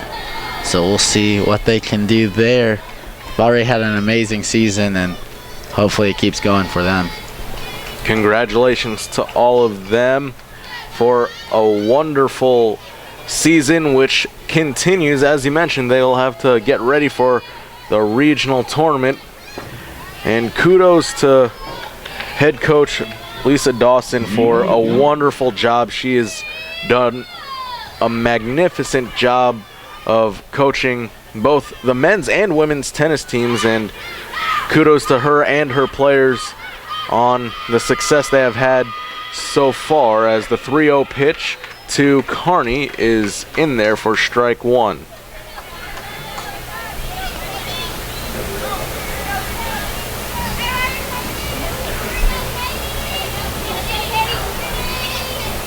But as a reminder, though, Rattler baseball will be in action at 6 o'clock.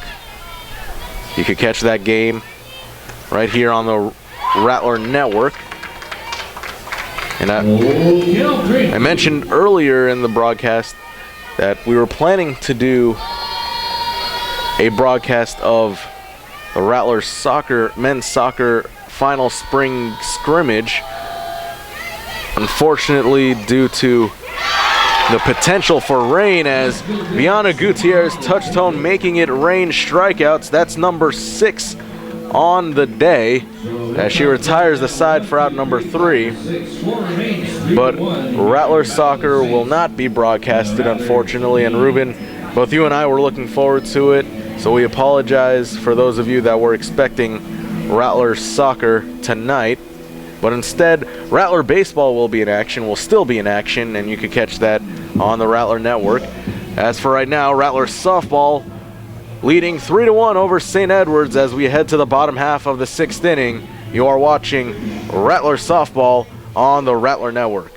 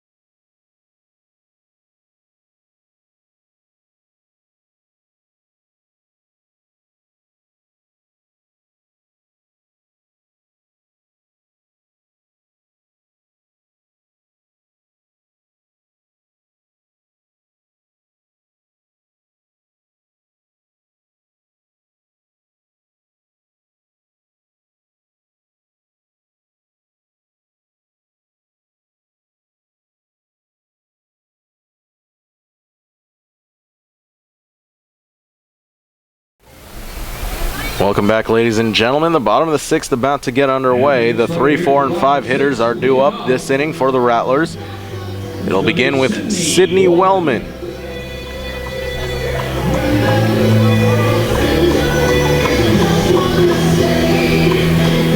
Sydney has walked twice today, scored a run,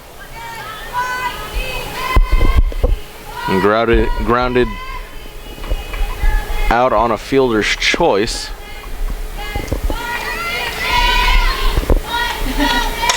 As Wellman swings at the first pitch and over the head of Irvin, as it'll go for extra bases.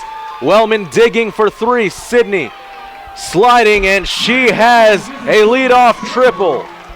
And what a piece of hitting there from Sydney Wellman, taking the first pitch out to center and over the outstretched arm of Irvin. And good running as well, getting down to third, and that's going to be a huge, huge contribution there. And we'll see if the Rattlers can tack on to this. Now Haley Richter to the plate. Haley is 1 for 3 with an RBI.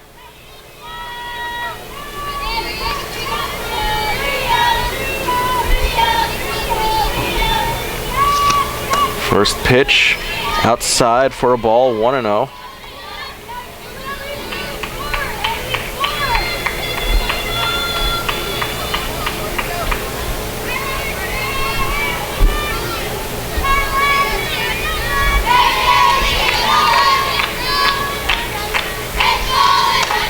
Richter gets under that one. It's popped into the air, and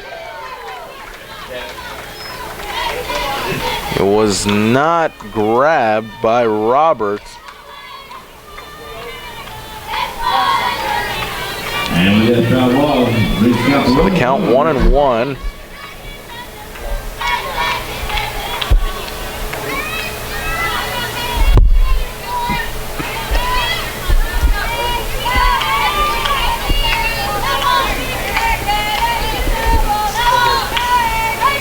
That pitch bounces well in front of the plate.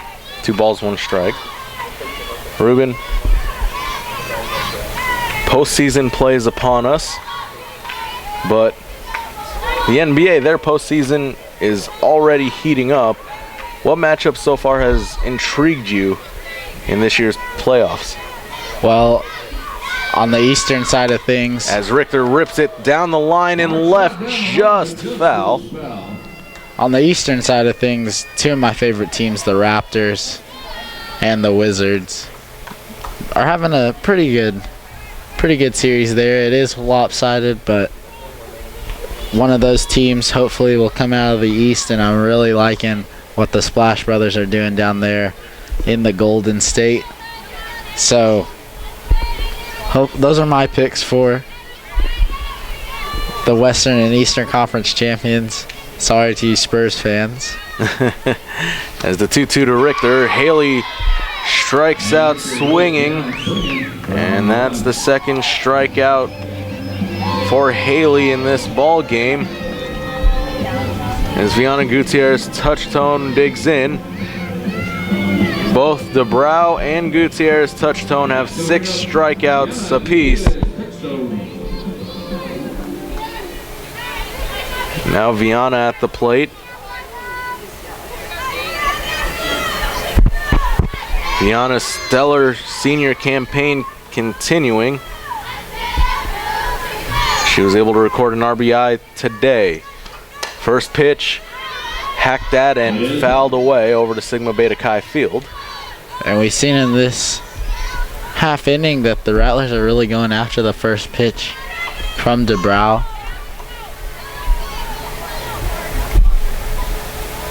Rattlers may be catching on to Sarah's tendencies a little bit.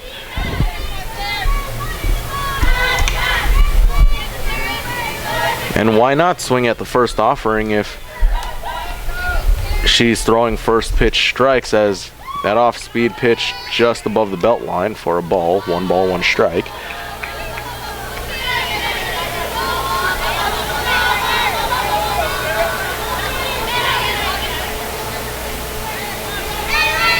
Wellman over at third after she led the inning off with a triple.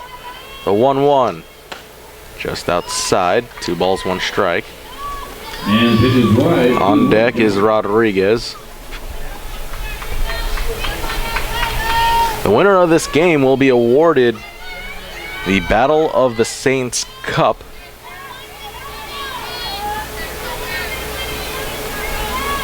So stick around. Following the conclusion of this one, we will have the trophy presentation.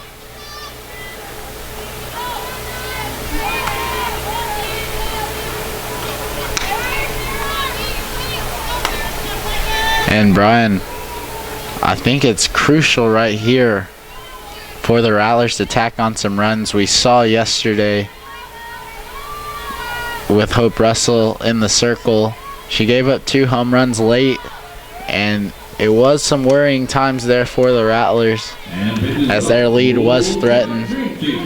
But fortunately, they were able to tack on those runs, and I think they're going to need to do the same today with the St. Edward's lineup being ever so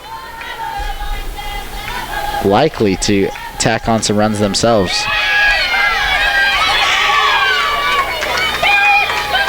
And Gutierrez touch-toed over to first after she draws the one-out walk, and you saw how animated Katie Carney was over at first, clearly not agreeing with the call right there. And now A-Rod to the plate. A quiet afternoon for Alex Rodriguez, who is currently 0 for 3, and it looks like a pinch runner over at first base.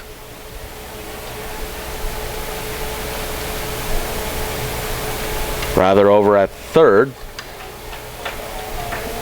Sydney Wellman will take a breather, and Leanne Campos will check in. Usually in that situation, quite odd, we'd see Leanne come into the game for Viana Gutierrez touch-tone, but instead Coach Fields electing to switch out Wellman.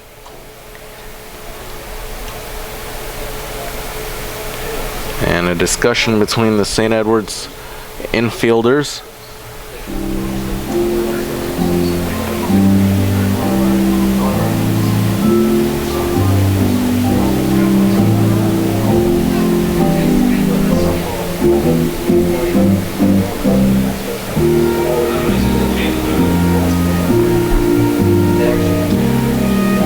And while there's this meeting of the minds for St. Edward's, we'd like to take this time out to invite all of you to check out rattlergear.com. Gear up for the summer and for the postseason by going to rattlergear.com, where we have specials going on every month. So be sure to check out rattlergear.com for all your favorite Rattler merchandise, hats, t-shirts, memorabilia, you name it. That's rattlergear.com. And after an extended conversation between the Hilltopper infielders, we are set to begin play.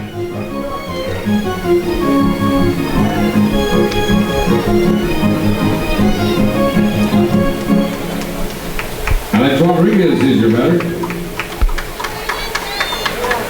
Now A-Rod to the plate.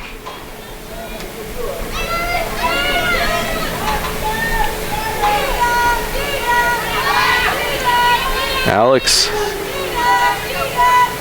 a rare instance where you see her struggling at the plate, leaving six runners on base.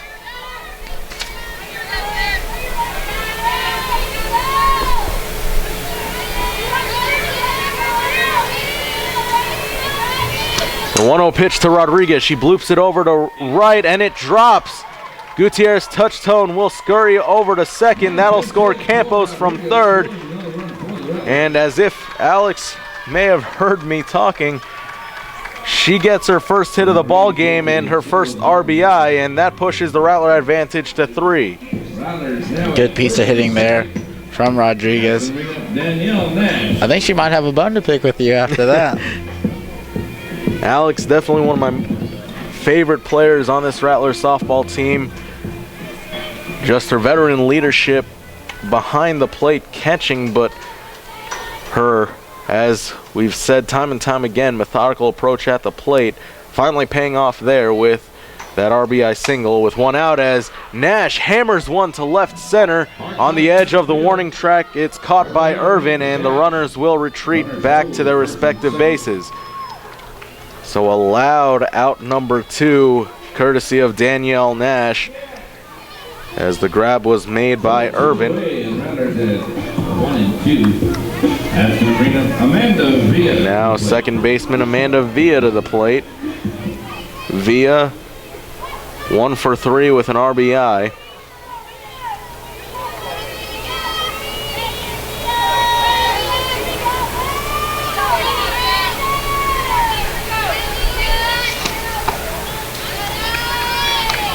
Pitch outside for a ball, 1-0.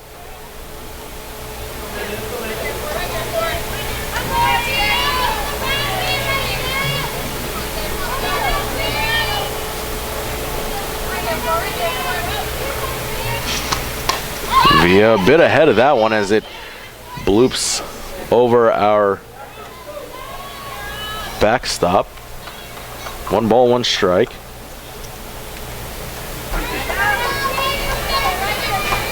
And Villa trying to duplicate her efforts earlier by bringing home a run. She does have a runner in scoring position. Runners on first and second. The 1-1 popped into the air. And the grab is made by Roberts to retire the side, but not before a single from Alex Rodriguez scores 1 run. The Rattlers push their lead back up to 3. They lead 4-1 over the Hilltoppers. Last chance for St. Edwards here in the Battle of the Saints as you're watching the Battle of the Saints on the Rattler Network.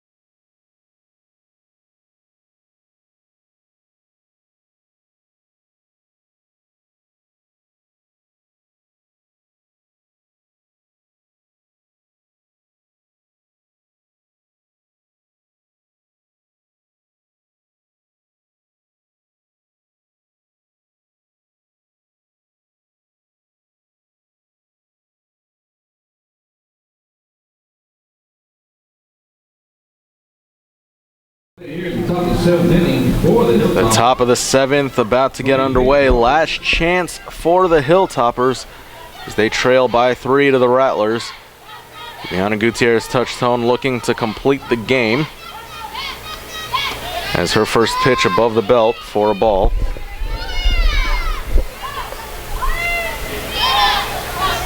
Roberts at the plate. She'll be followed by Bogart, then Perch.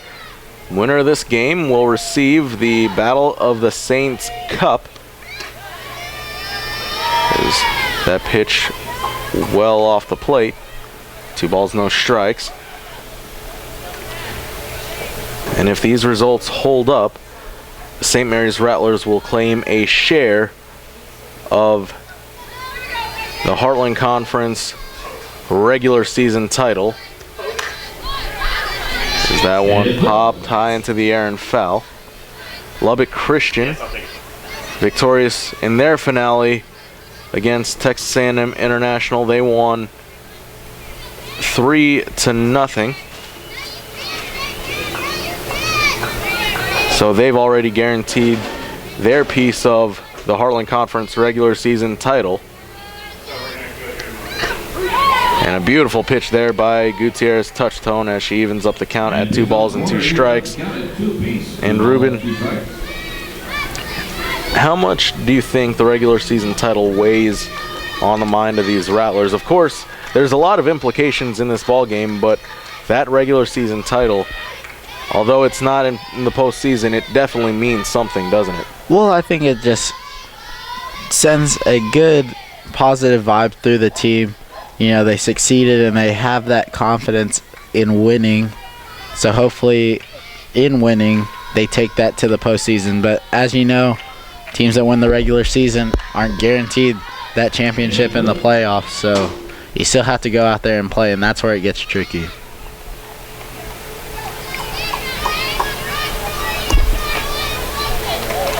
One thing that stands out to me about this whole situation about being co-champions and so on and so forth,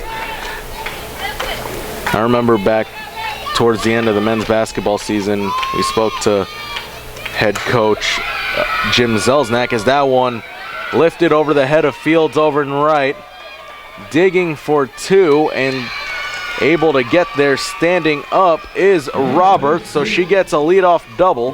Double for Roberts. But I remember Coach Jim Zelznak telling us that men's basketball, they had an opportunity to claim the outright regular season title by winning out their final 3 games. I believe either 3 or 2 games. 3 games. 3 games. And Coach Z, after they guaranteed at least being co-champions, he told us after the game, no one likes to share. We're going to go out there and we're going to try to win the outright title, which they ended up doing. They cut down the nets, and their magical run into the regional tournament continues as St. Edward's looking for a magical run of their own. As their first 2 batters reach base, runners at the corners, nobody out, and the tying run at the plate, and KP Perch. Time is called. Well, St. Edward's has really come on this inning, and I was just about to say how well and consistent VGT has been today. And she's let a couple get away from her here, so she'll have to do well to recover and get out of this inning and game.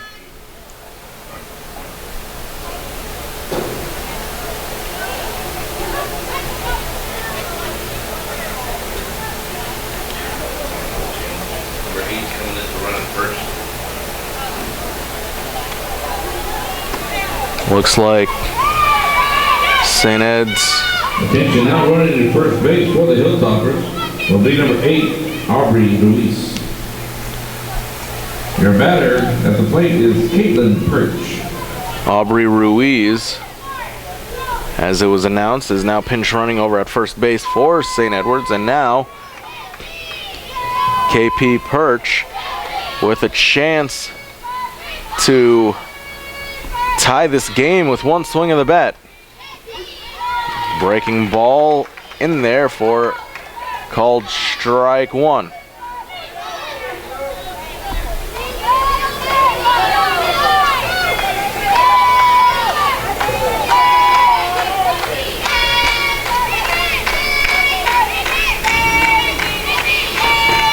The twist and throw in there for strike 2.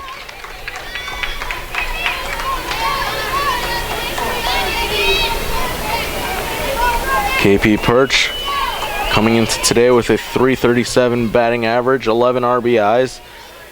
No home runs yet this season, but what an opportune time for that right now as she swings and misses at that one, and she goes down swinging, 1 away. You got to admire the recovery there from VGT. Came good with the fastball and got Perch swinging on that one.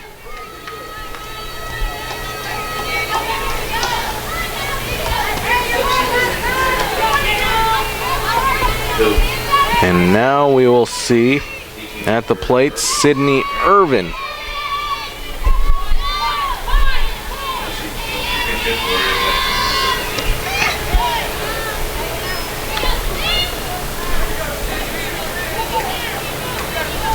Rather, instead of Irvin, I believe a pinch hitter, Casey Olsen, seeing her first plate appearance of the afternoon. Was a starting shortstop yesterday for St. Edwards.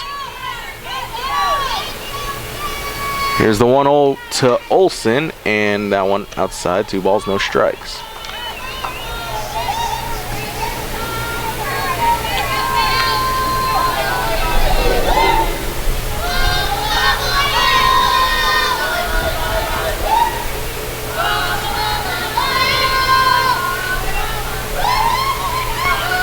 Here's the 2-0 from Gutierrez, touch tone. Breaking ball in there for strike 1. 2 balls, 1 strike. 2-1 the count.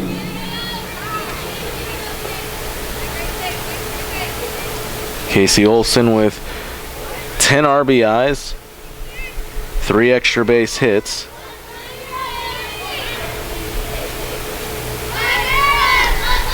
There's the breaking ball, unable to break back into the zone. 3 balls, 1 strike.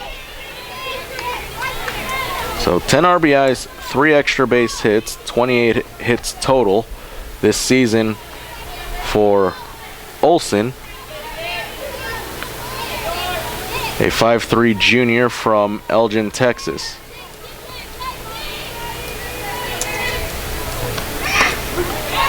Nice pitch there from Viana as she brings the count full. Big pitch coming up here.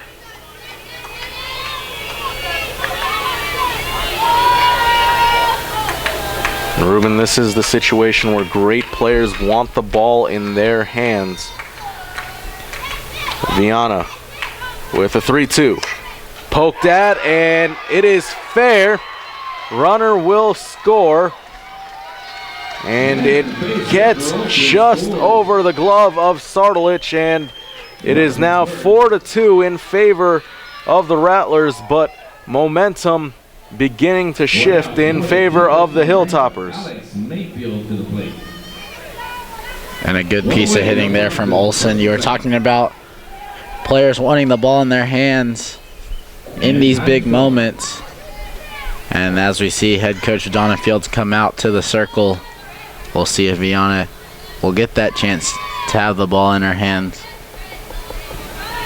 Looks like a bit of activity out in the Rattler bullpen. Looks like Christy Rangel and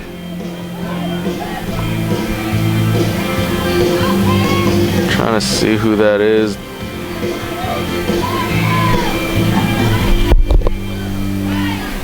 Veronica Garcia out in the Rattler bullpen. But just warming up. And knowing the type of player that Gutierrez Touchstone is, you know she wants to be out there. And that's a characteristic we've seen throughout with regards to previous Rattler pitchers. I think back to Emily Britton from last season. Same thing. She did not want to leave a game if she knew she had a chance to close it out. And now Viana doing the same here. Runners on first and second. Tying run at first. First pitch paints the outside corner for a called strike.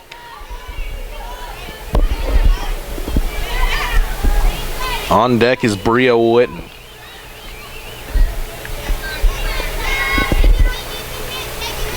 And the double play is in effect. Although tough to make and turn a double play with the speedster Mayfield, as time is called. Good job by Medina, able to keep the ball in front of her.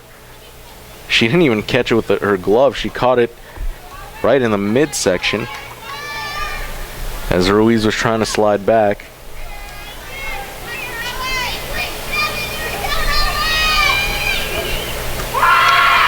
Bunt is laid down, and Alex tried to get a hand on it. Good effort there from Alex.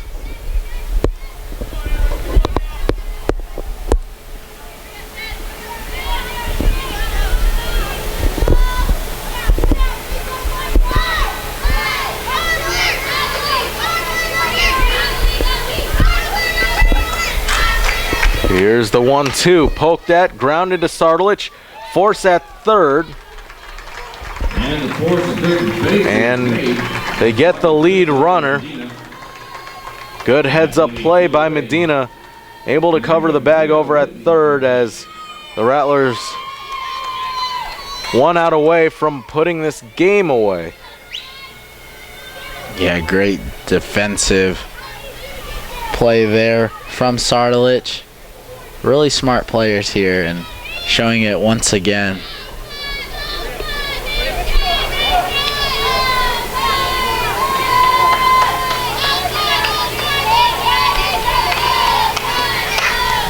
First offering poked at and fouled away.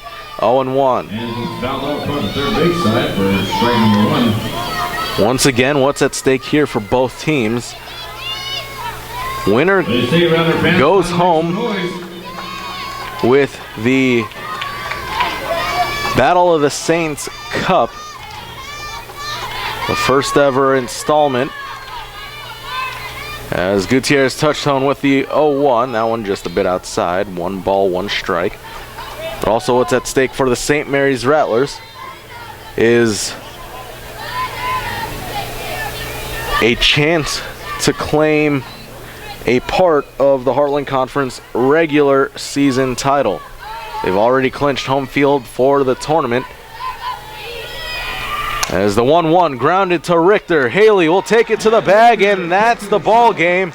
The St. Mary's Rattlers win it by a final of 4-2 behind a complete game effort from Viana Gutierrez, Touchtone, and the Rattlers walk away with the Battle of the Saints Cup. They complete the 3-game sweep of the Hilltoppers in what might very well be a Heartland Conference tournament matchup.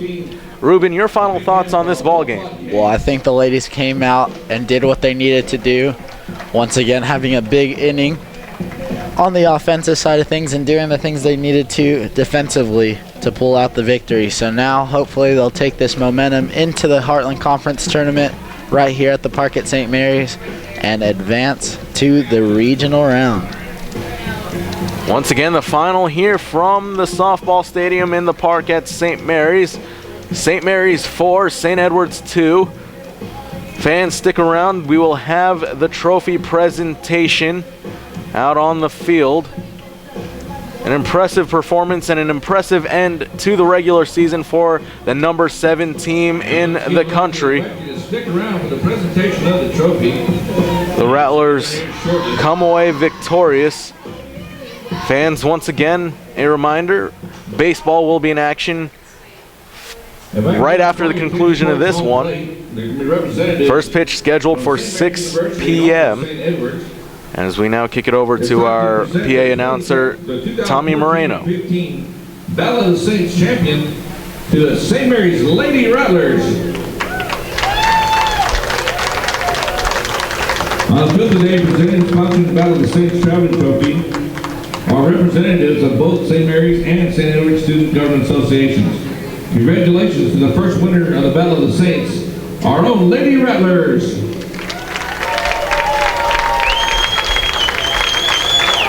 This is the first year of the Battle of the Saints Championship, which calculates the outcome of each Battle of the Saints game through the year across each school's 11 sports. The Battle of the Saints champion will continue each year with the new winner being added to the trophy every year. Ladies and gentlemen, please help me congratulate this year's Battle of the Saints champion one more time and give a special thank you to the St. Mary's and St. Edward's Student Government Associations for sponsoring this new tradition.